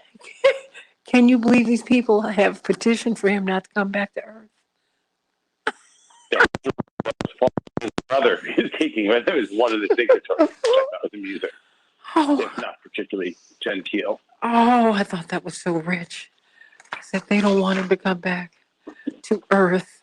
There's a lot of billionaire orbits coming up, right? Because we have 2 in the month of July. You're back on. Branson and then also, You know what, everybody? You know what? We've been having fun getting on the air, and now we're already back on the Santita Jackson Show.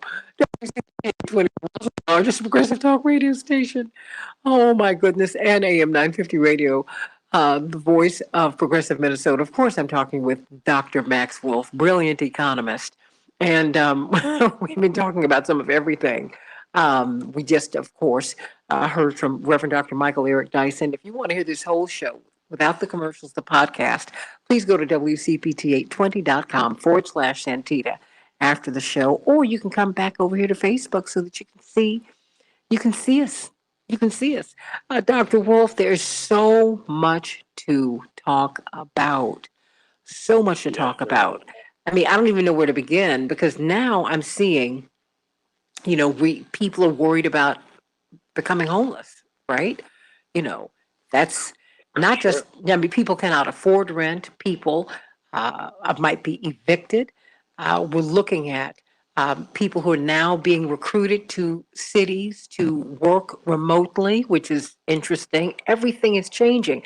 You said some time ago that the world we left in 2020 is not the world we're re-entering in 2021.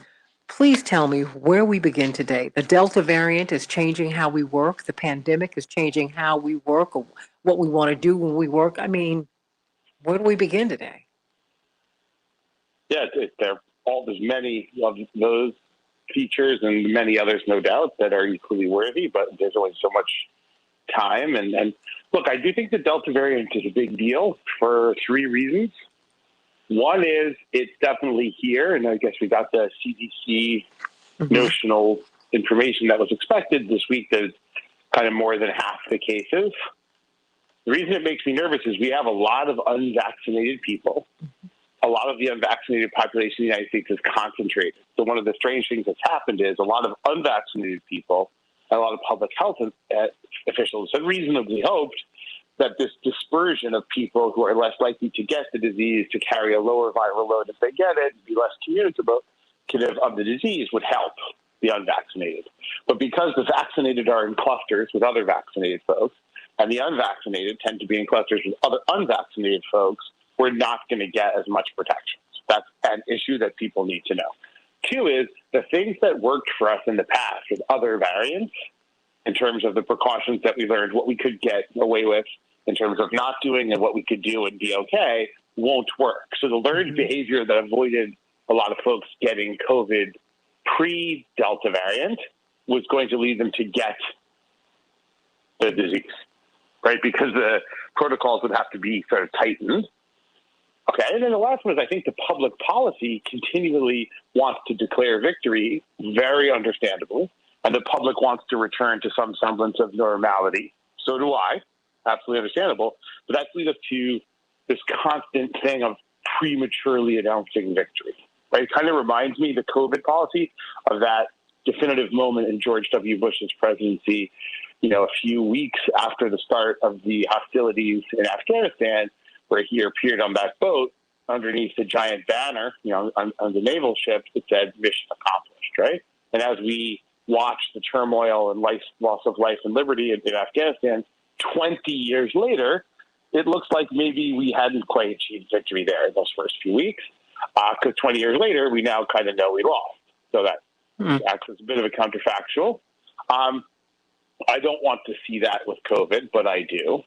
And then the other thing is, at this point, while there are real reservations, and while particularly communities of color have had a bad history of being involuntary guinea pigs or led astray, and sometimes worse than led astray, by various medical groups, at this point, we're seeing a large number of deaths and hospitalizations that are borderline elective, because you can get help and you can get it for free, right? And in a country that gives almost no help and no medicine for free, this would be the place, I think, to seriously consider taking what little you get in terms of free help, because it's going to be tough.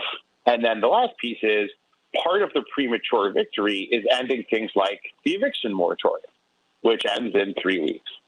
Not to the day, but approximately. So July 2021, this month we're now 1 week into, right, is the last week of the federal moratorium.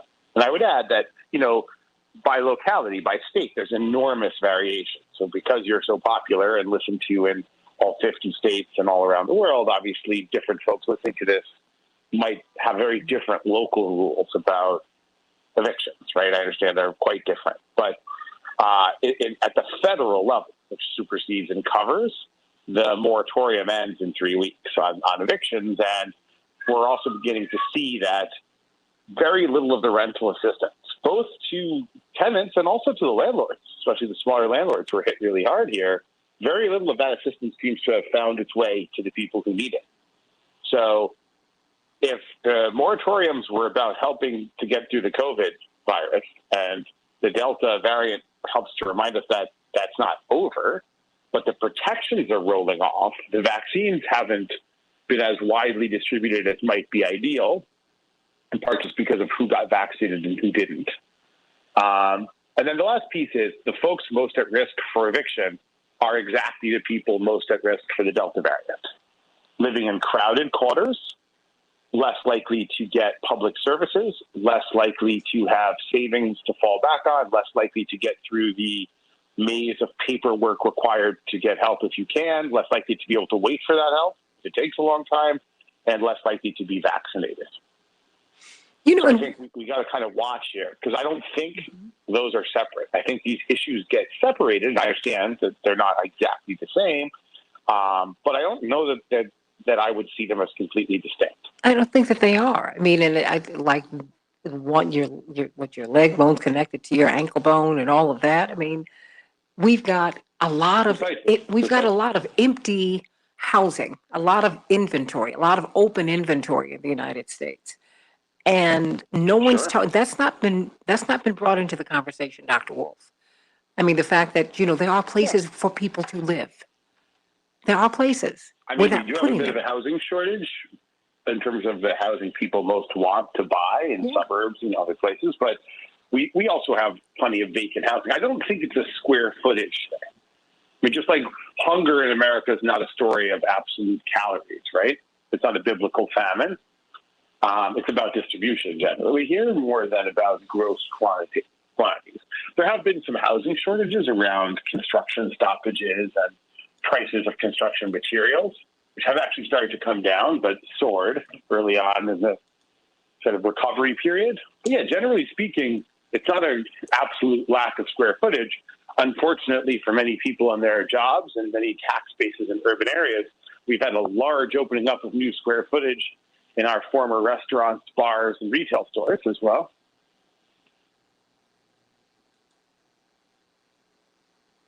It's distribution. It's not absolute, right? What can be done legislatively? I mean, we've got, we do have a disconnect between our federal and our state levels. I mean, look, we have got, we're still trying to pass the voting rights bills.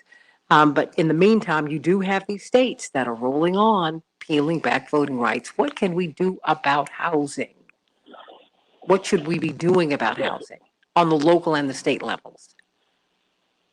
Yeah, so probably in the federal level is going to be of somewhat limited impact just because the states and localities are so different and have a lot of authority in these matters legally. But look, I do think we need to decide that not putting people out is a priority during the COVID crisis, which is not over, right? And I also think that we need to figure out how to not just destroy the sort of emerging middle class in low-income neighborhoods that might live on rent. We do have that's a real issue, right? Where you can have somebody who's spent a good bit of time raising up a little bit of capital and has a heavy mortgage and is trying to pay that mortgage against rents and against tenants. And, if those tenants don't pay their rent, it can be very hard for you to pay the mortgage. And if you're going to forgive the tenants, somebody has to forgive you at least some of the mortgage payment too, or this sort of thing starts to back up. What I'm afraid of is that when the housing protections roll off, we need a period to work out the problems that have accumulated, or we're going to get a mini renter version of what happened in 08, 09, where you just had this kind of backup where things were kind of frozen in time for a short while, and then all this change had to be done right away. So part of what happens is you change a lot of the rules for the society and lock everybody in their house for a year, and then you say, okay, go back out there. And they have contracts and obligations that were written and agreed to under moment one that were not rediscussed or renegotiated during the interim that are now kind of, they can't honor. Right? And now, if someone chooses to just try to get a discount by sort of pocketing their rent money, that's one thing. If somebody lost their job because of the virus or because their business was shut down, that's quite another. And I think morally, ethically, and legislatively, we would distinguish these two cases, right? And we have to distinguish these two cases. And by the way, we're worried why people are having a hard time going back to work. My guess would be that getting your wages sequestered and getting sued while being put out of your home might serve as a moderate distraction to the faint of heart.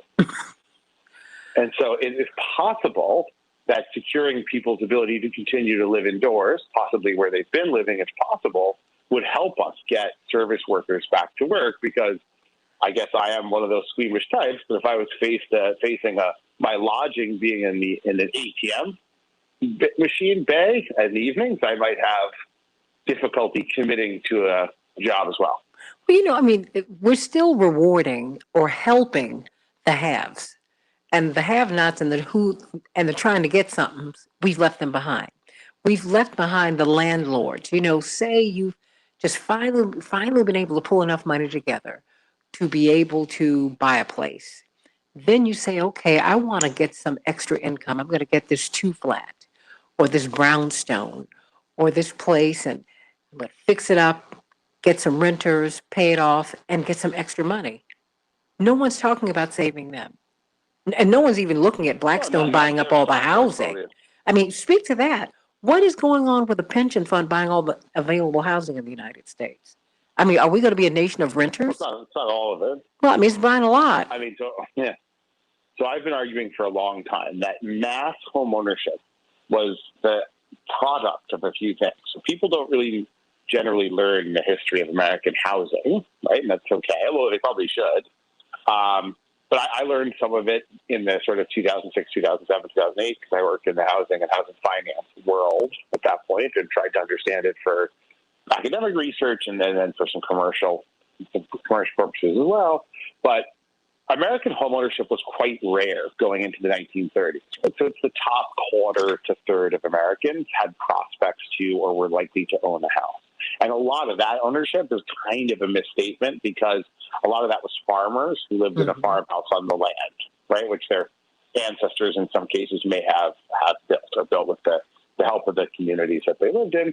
So obviously they owned them, but it wasn't sort of an urban housing or suburban housing story. It was the federal programs in the 30s, and then again, the expansion of those programs away from the more harsh racial exclusions that were common until the 60s and 70s, that broadened home ownership, which peaked in the early 2000s with the kind of mortgage boom at about 70%. Before, it had been in the high 20s to low 30s, right?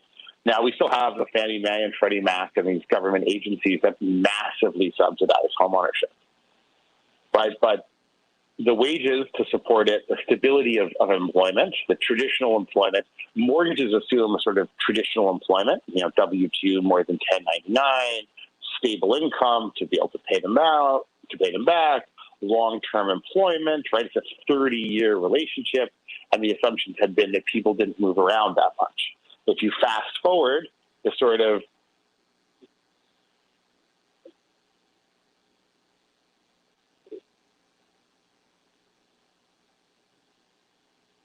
Well, we have to get Dr. Wolf back. We can, Dr. Wolf? Okay. In the middle of a great point. Call me 773-763-WCPT, 773-763-9278. We're talking about keeping your home. I hope if someone is facing eviction, that you will go see your representative on a local or state level, and even your federal representative, who your congressman would be, and tell them, explain your dilemma, and have them help you. But don't accept an offer for free housing from your congressman. You might have strings attached. Don't do it. Don't do it. Learned that. Don't do it. That ATM machine is definitely safer. Well, I mean, but help me. What are we supposed to do right now? I mean, because it is when we're telling people we need you to get back to work. We're telling people, okay, you've gotten your shots, but we need you to mask up. And we need you, they're not telling us that we need to have these hygiene protocols, which we really do need to have, because you see a lot of breakthrough viruses that are occurring. You saw what happened in Tel Aviv just a few days ago. This high school child went to a party. This child had been vaccinated and infected 75 people, but he was from a vaccinated home. They infected him. You can still get this, but what these shots do, they mitigate the severity of the virus, which is important. And you need to look into all of that, everybody. But that having been said, you're telling everybody to do all these things that really you do them best, Dr. Wolf, when you have a home. You know, running I water. think also a lot of people are being told that they don't need the masks anymore, even inside. There's that. And that they don't need to wash their hands and that this is over. And I very well understand the genuine belief to move on. You know, like everyone wants to do that, but this isn't over. And I think we're seeing a lot of rural areas too, places that have felt unaffected, not understand that this is about wearing the mask is about freedom. It's about your freedom to not get killed and the freedom of the people who interact with you and not to be killed by your laziness. Those are kind of important freedoms as they go, right? Because if you feel like you might be sick and you're walking around without a mask, you're a suicide bomber by another name. Oh, that's with or without the shots. This is why you have to be careful. You've got to be careful. Because it's still here. Yeah. It's still here. It's still here. And the variants are still magic, right? Yeah. Shots are very valuable, but they're not magical, right? It's not a magical force field. You don't get your own private unicorn either, right?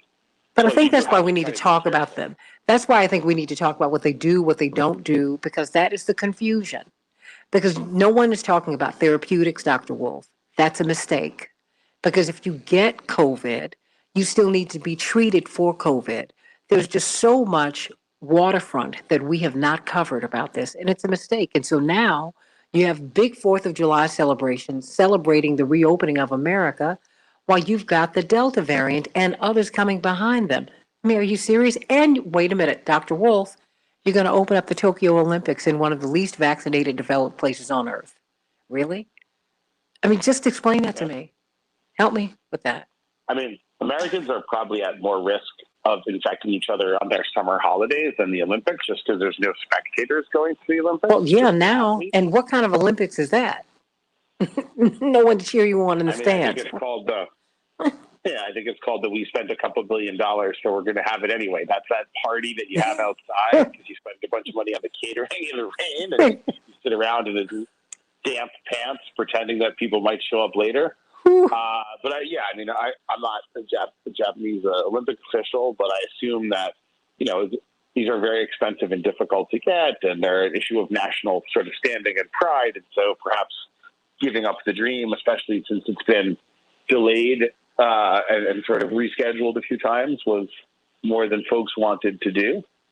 But yeah, certainly probably not great. But for the U.S., I think large gatherings and just a abandonment of protection, particularly if you get infection coming in to at-risk populations, right? And these are just populations who live under high density with low rates of vaccination.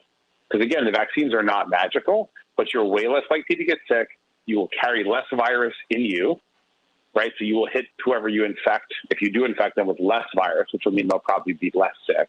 And you're way, way, way less likely to be hospitalized or lose your life, right? So not magic, but very valuable, right? And the other thing is, long-term, we're going to end up, for public health reasons, with unvaccinated people possibly enjoying some form of second-class citizenship. Mm-hmm. Because there will be outbreaks. They will be incubated and made severe by the unvaccinated communities, which will then politically be blamed for them. Like that is, I think, at this point, social inevitability. I certainly hope to avoid it. It's not something I would want to see happen or I'm advocating. But I think it'd be hard to forecast a future that doesn't have at least a heightened risk of that. Right? And I think the risk you have when you prematurely announce a phase is over and people got a lot of help is we have this tendency in the U.S. We don't have to. Other countries have it too. It's not inevitable. But we have had a tendency to pathologize people that we fail to help. We like to blame people who are doing really badly or figure out how it's their fault. And is it their fault? Sometimes. Do they have a hand in their own demise? Probably in many cases. But socially, we do like to pathologize people we're failing to help. That makes me nervous. And we exalt the people who don't need the help and we give it to them anyway. That's crazy. It's a priority. Yeah, I mean, you know, the people who got bailed out were the people who didn't need to be bailed out, or the people who could have scaled back. And we're arguing about $1,200, $1,400, $2,000, not stimulus checks, survival checks for people. I mean, this is just, it's crazy. I mean, and now. I think I find it less surprising because I'm an economist. Okay. Strangely. And so in economics, we tend to teach and be taught that the people who decide who needs what are the people with the money. And you're going to be absolutely blown out of your seat by this one. They often find themselves in need and worthy. So look, what is our takeaway? I've got a couple of minutes left here. What should our takeaway this week be? I mean, because now at the end of the month, you have landlords who need money, right? I mean, they've called into the show, they've sent in notes. And these are not wealthy people. These people, like, they're not the have-nots. They're trying to get something. Okay. And some of them are wealthy, and it's okay to be wealthy. And nothing wrong with well it for yourself. But most people are not. Well for yourself, right? Most people are not. The majority of people are not. And they're not getting any relief. The point is, it's not socially viable for landlords or tenants to tell people to pay money they don't have, right? And it's also not socially viable to tell people to just go without rental payments that they can't survive without getting, which means we need to basically come up with a repayment plan, and we probably need some assistance. And is it expensive? Yes. Does it suck? Yes. Will it create suboptimalities? Yes. Will some people get money they don't deserve? Yes. Right? Is it the cleanest dirty shirt in the social policy hamper? You betcha. Put it on. Right? It's laundry day. Put on the cleanest dirty shirt you have, wear a big smile, and hope no one smells it. Right? We're going to end up with an imperfect solution here, but that's going to be the best we can do. And that's going to be good enough to get through this. My point is, there's always an opportunity in a crisis to come together, to help each other more, and to be more understanding.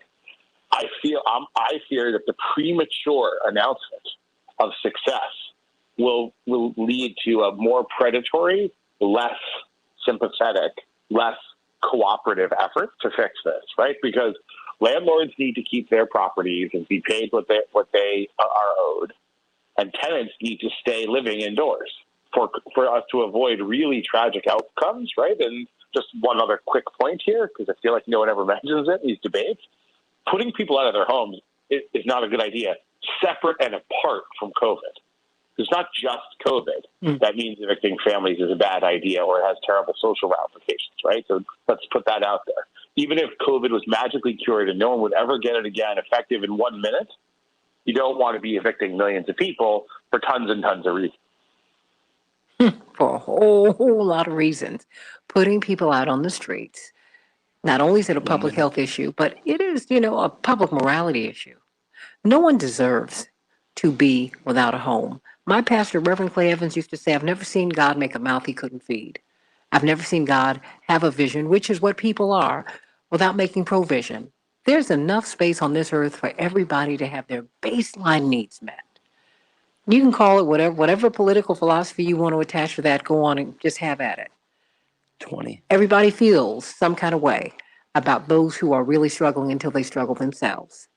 Come on, everybody. Let's have a more perfect union. I'm Santita Jackson. Can't wait to be with you tomorrow on the Santita Jackson Show. Love ya.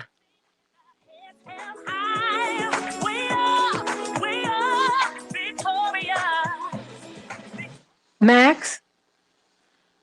Yes, madam? You know what? Next week, I'm not going to be here. Dad gets the Legion of Honor Award in France next week. And so, awesome. Yeah, it is great. So we're going to go there. But when I come back, you're going to the Lycée Palace and all that? Yeah, we're doing all of that. In fact, it was supposed to be at the end of the month, beginning of August, but the president has to go to the Philippines or something. So they've moved it back and forth because there were a couple of dates my father couldn't go. So they finally settled. It just happened yesterday. So Macron bestows the award. Right? He does. He bestows the award. And so that'll be very nice. But when I come back, you should see if you can get him to be a guest on your show. Well, you know what? I'm gonna have my phone with me. Hello.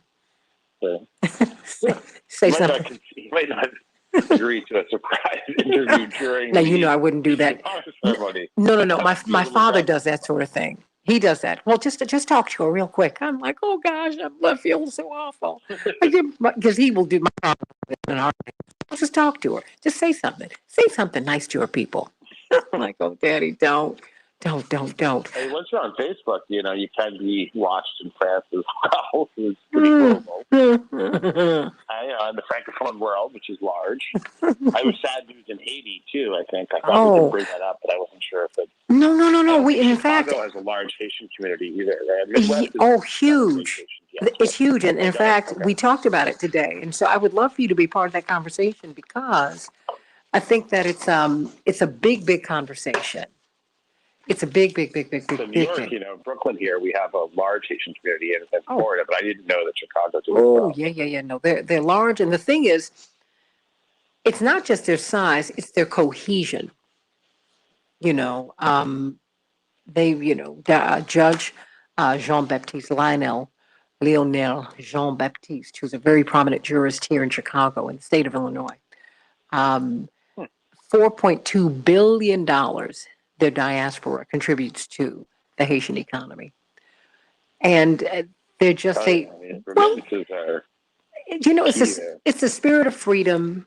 I mean, this is a different group of people now. I mean, these people took out Napoleon, and the Western powers have never forgotten it, and they've made them pay monetarily, but spiritually.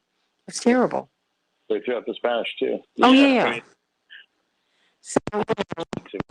Bode terribly well either for a peaceful future. Well, you know, this is a horrible thing. You know, this is a horrible thing that's happened. It's horrible. I mean, and he and his wife is struggling for her life, I think, in South Florida. They have minor children. Survive, right? I don't know. Yeah. No one knows. I mean, they're not only trying to save her life, they're trying to protect it.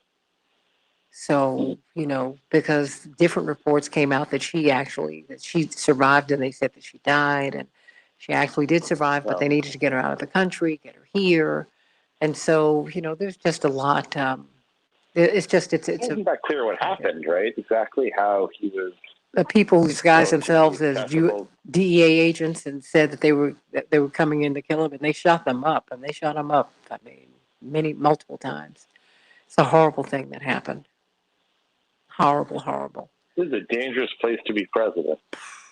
Well, you know what? Whenever you have something I just want to know what the world wants from Haiti. It's not just capitulation. Like I said, you know, the fact that these people did not bow down to these Western powers. They want their capitulation. But it has always been rumored, and I believe it to be true, that it is a mineral-rich country. I mean, because remember, the French were paid reparations in gold bullion. They didn't want paper money from the Haitians. They wanted the bullion there. So it's very clear that they are mineral rich, that they have a lot. It was one of the greatest places in the world to grow sugar for a long time. It's how it became absolutely so prized the possession. Right? Absolutely. So, you know, these countries that rebel to destroy the soil. But. Yeah. But you know, I mean, I take it personally because my grandmother was a migrant worker, not there, but in Cuba and throughout the Caribbean. She could have gone to Haiti too. She probably did. And, you know, she said before she died, she would not talk about her life. But, you know, you and I talk about our grandmothers all the time. Your family being Holocaust survivors and mine having survived slavery and Jim Crow in the United States. These were very harsh, deadly systems. And our grandparents wouldn't talk, our grandmothers in particular wouldn't talk about them. For a whole lot of reasons. I think they were hard on people's humanity in ways that you don't recover from, and those wounds that don't fully heal, I think, might be easy for life to reopen, right? So folks get guarded about that kind of scar. Yeah. I mean, understandably, you know, not by judgment, not by way of judgment. Yeah. No. I mean, I think that when you get to know that, I mean, that kind of pain, you don't recover. Without a whole lot of help that people don't get because we're not that compassionate. So, so I don't think people, at least in my family for sure, in the older generations, I don't think there was much of an appreciation for mental health care. Come on, you know that's That's us. We're not doing that. Our grandparents, first of all, they made you weak. And people who had to be strong in the midst of this kind of oppression. The, the thing that would kill you is the appearance of weakness. So They a lot didn't of, go in much even later in their lives yeah. for talking about stuff or what we Mm-mm. consider therapeutic mental health care. No. My father's mother would not watch Roots, and she wouldn't discuss it. She said, no, the reason I look this way, I am not going to talk about this. And it was forbidden. That discussion Yeah. that was a forbidden discussion. And so, it's just a lot. And I think that we'd be well served to, we I'm not should sure what give that voice. generation would think of pronouns. Nah. I think I'd have a hard time for those folks to figure out what we're talking about. Well, yeah, because I know, because I had my last grandmother until 4 years ago. But she heard those things. She heard those things. She understood. She heard and understood. I mean, and she was a voracious reader of all the newspapers. She stayed in my parents' home in Washington. And so, the New York Times, the Washington Post, any newspaper she could get her hands on, all the news. She liked fake news, I guess. Oh, yeah, all of it. And I was on Fox too. So she was like, Oh, there you go. And unfortunately for her, OAN and the really good news sources might not have been available to her. Too bad. I mean, look, all of, how I feel. All these people are very disappointing to me because I think that we're not well served by them. But but there's some things I want to talk about when we get back, and I know that the whole landscape can change very quickly. But these remote jobs, I want to talk about remote work because that's becoming a reality. It's interesting to see the remote, and it's interesting to see the sort of entry-level clerical stuff start to be turned into remote work, right? So like customer sales associates and stuff like that. You're starting to see more jobs getting remote that don't require advanced training or college degrees, et cetera. Now, there's obviously a lot of worry about whether that's kind of a hop, skip, and a jump away from being taken out, of the U.S. altogether and offshore. But nonetheless, it's still a big sort of. But you can feel that being shifted out of the United States. You know that. They're shifting. That's the fear. That's the reality. Have a problem with your computer. You see that? It's terrible. Sure. And I'm not against anyone getting jobs. I just, I worry about Americans. There's no middle class. The middle class is becoming a thing of the past. You either have or you ain't got. And that's dangerous. Yeah, it's a bit of an endangered species. Mm-hmm. Yeah, for sure. The middle class is under enormous stress. And I think things like COVID tend to shake that out a little bit too. Yeah. Just because, if you do have such hardship and if you do have opportunities that tend to cluster risks to cluster at the lower income levels, to put more pressure on the middle. Yeah. Right, because most of the support structures that we have are temporary, and this is always the old argument in economics. If you have support for structural long-term problems, then the help will run out before the problem is solved. Which is what we're talking about. Just becomes sort of something you have to deal with. Look, this is what we're talking about today with rent. A little bit teach someone to fish versus hand them a fish. Right? Oh, yeah. It's just not sustainable. It's not sustainable what we're doing. It's socially unsustainable. And it's also just morally wrong. You don't treat people this way. Nobody deserves this. Nobody deserves this. So, I know that you've been waiting for the re-inauguration of President Trump any day now. Well, that's next month, right? A bunch of other folks. I don't know. It seems to have moved around a little bit. I'm worried that it's cutting into some of the festivities and the balls and the sort of general events they have around the inauguration just to have an uncertain date. Hey, People really do believe that, but hey, maybe they know something. I don't know. I don't know. Wow. Sure. Where are we, you guys? Awesome.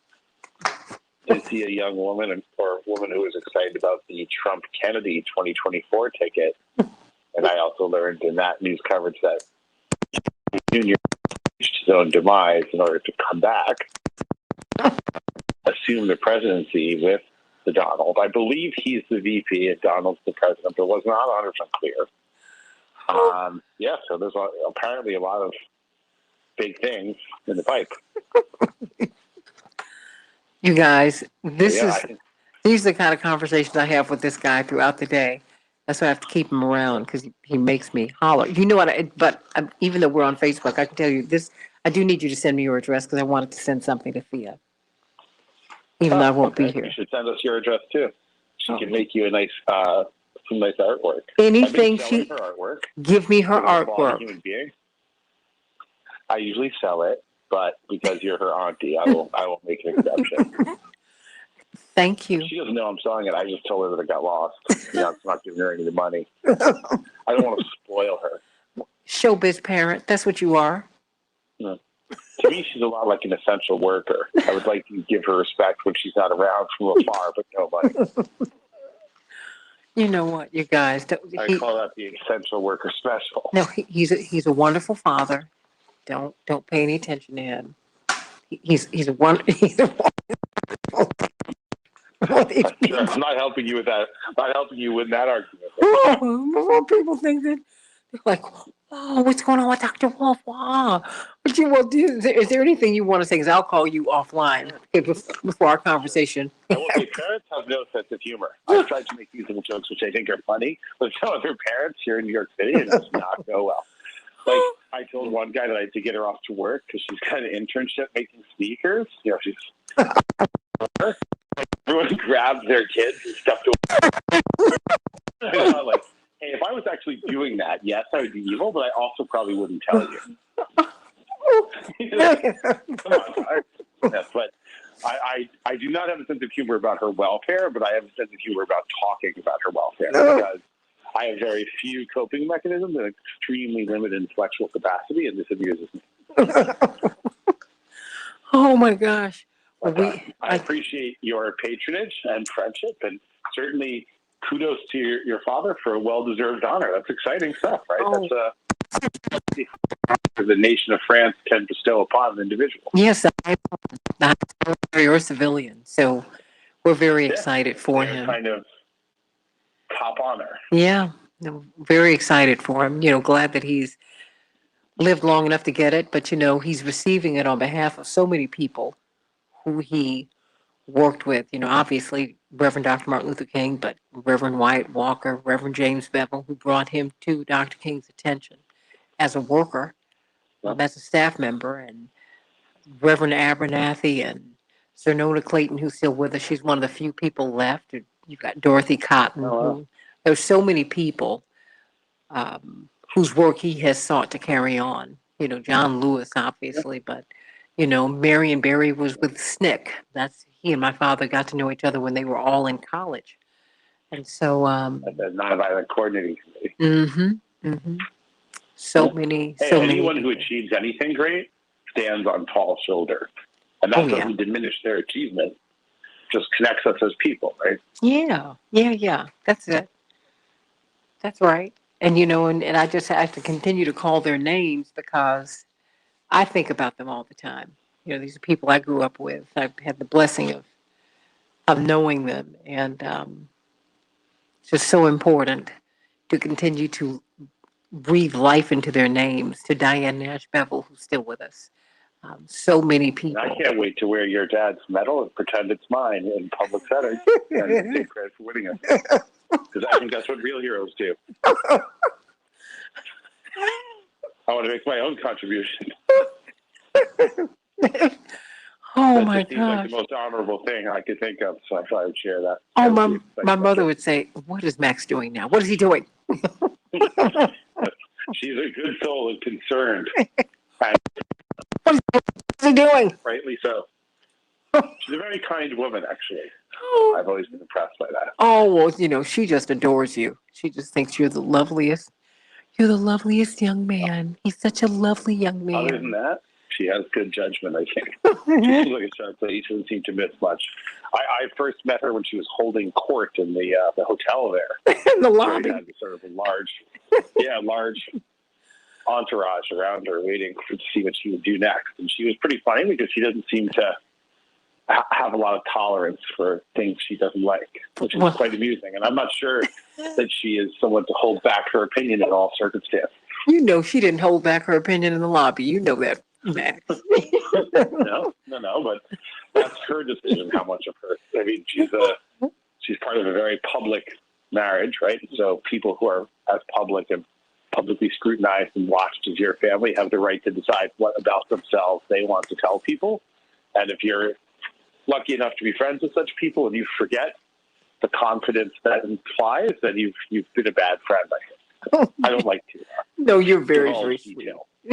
You're very, very sweet. But, you know, my mother's, she has a reputation for frankness. She's very frank. That's good. That's She's very frank. Good choice of phrase. She's the one who told Mike Wallace so to. I have a business partner who's like this too. Yes. So, yeah. Yes, she told Mike Wallace to be quiet in her house. He looked at her, he said, "Excuse me?" She said, "We're done with this. We're done with this. We're done with this interview. Thank you." He looked at her like, huh?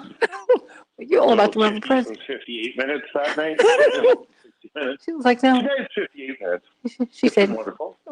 She said, "You've been out of order." Well, he got her back at the end of the interview when he was wrapping up in studio.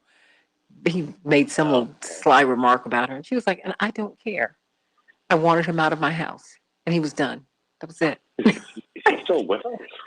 Oh no, you know, he passed away, remember? A few years ago. Passed away a few years ago. Remember, his son is Chris Wallace, right? That's right. I shared with him about that interview. He said, I think also of Fox, right? Yeah. Formerly of Fox? No. He's still there. He's still there. I mean, where's he going to go? I mean, honey, it's all one beast, right? It is. There's no. I thought people move around in that business, right? They It's not do. much job security. And that's why, you know, all the fake fight, talk about fake news, it's a fake fight. People go from, Fox is across the street from MSNBC, which is down the street. I can attest to that. It's a 1.5 block walk. That's all it is. And then you walk a few more blocks down and turn and make a left on Columbus Circle and you're at CNN. Look, it's all the same thing. That's it. Although in their infinite wisdom, I would give Fox credit for virtually never booking me. I've done a lot of CNBC. Very little MSNBC. Not quite none, but close to none. Tons of CNBC. A bunch of CBS, which is all the way over on 57th and CNN. But Fox in their infinite wisdom, I think I've been booked there like 2 or 3 times. Wow. Usually the Fox business shows. And only because the bookers and the people I already knew from CNBC would go there after their CNBC time was over. Oh. Max said it's so listeners should know that Santita and her infinite wisdom has never thought I should be on any of the programs. That is not true. It's all 100% my fault. That is not true. You know that's not true. Television. Not good for the viewing public. No, I'm just kidding. No, I was about to say, because don't you remember when we went to that MSNBC Christmas party? Well, it was, I do, yeah. Years ago. Peacock, right? Now that's with the streaming. Because remember they were lighting the Christmas tree? Yeah. Yes. You got invited. I think I was just to tag along. We were going to dinner, and you came with me. How about that? That's right. And I asked Aretha. Important until they asked me to pass the hors d'oeuvres. They don't even try. I asked because I have a +1. You were my +1. So very kind of you. And we had fun. Were you invited back to next year? Yes. I didn't go though. I didn't go. No. I mean, Lighting is a big deal here. I mean, it's a big thing. When I was to go, but it's like, at some point, I guess I'm not the best networker. Back in the pre-COVID, yeah, it drew huge crowds because they couldn't move around Rockefeller Center hours before, and post 9/11, it became a very secure event or whatever, but always very popular. Well, everything has changed, just moving around the United States, moving around the world, is, we're on Facebook Live, and I'm gonna let you guys go. I love you, I love you, love you, love you. Unless you want to say something else, Max. Yes, Jewel, he was my plus one at that party. More than enough. Yeah, it was fun. I enjoyed it. We had a great time. We had a great time. We had dinner plans, and so they had the party, and so we went to see the tree lit, and then we left. The views were beautiful as well. Yeah, it was very nice. It was great. It was great, and then it was time to go. Pleasant evening. Of course, the company was excellent. Thank you. Hey, we had a great time. I mean, my company. Yours was lousy, but you can't win them all.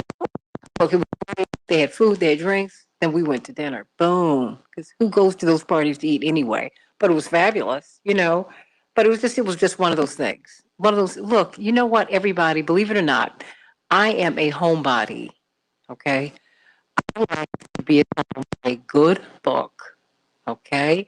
Or I like to be at home with my friends, with my close friends. That's it. I'm very, very simple. Parties and whatnot, they're not my thing. They're not. I go because I have to. And that was it. Because I like parties a lot, but people don't like when I go to parties.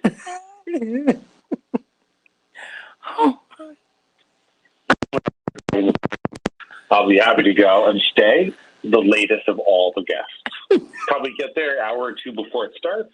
And then after you've been sort of talking about how tired you are and cleaning stuff up, I won't be helping, but I will still be there. When I pointed my fingers and said it was time to go, everybody, he was very obedient. He said, okay, that was it. We were out. We were out. But, a lot of those people who were there have either left or they've retired. There are only a couple who are still there. They were, because one of my dear friends, remember, she was producing there. She's gone. She's moved to North Carolina. I think Aretha Marshall, who was the highest ranking Black at Peacock, she's retired, and on and on and on. It was just a lot of people. Part of the business, did the news division partially move to North Carolina, or did your friend just? She just left. She had like topped out there, and she was ready to go. She was ready to go. But I used to see her when we. A lot of tumult right now. Yeah. But when you'd come and get me from over there, you met Annette. She went to Howard with me, long locks. You remember her. So it was, she is just, at some point you go as far as you can. Love you all and let you all go. You go as far as you can.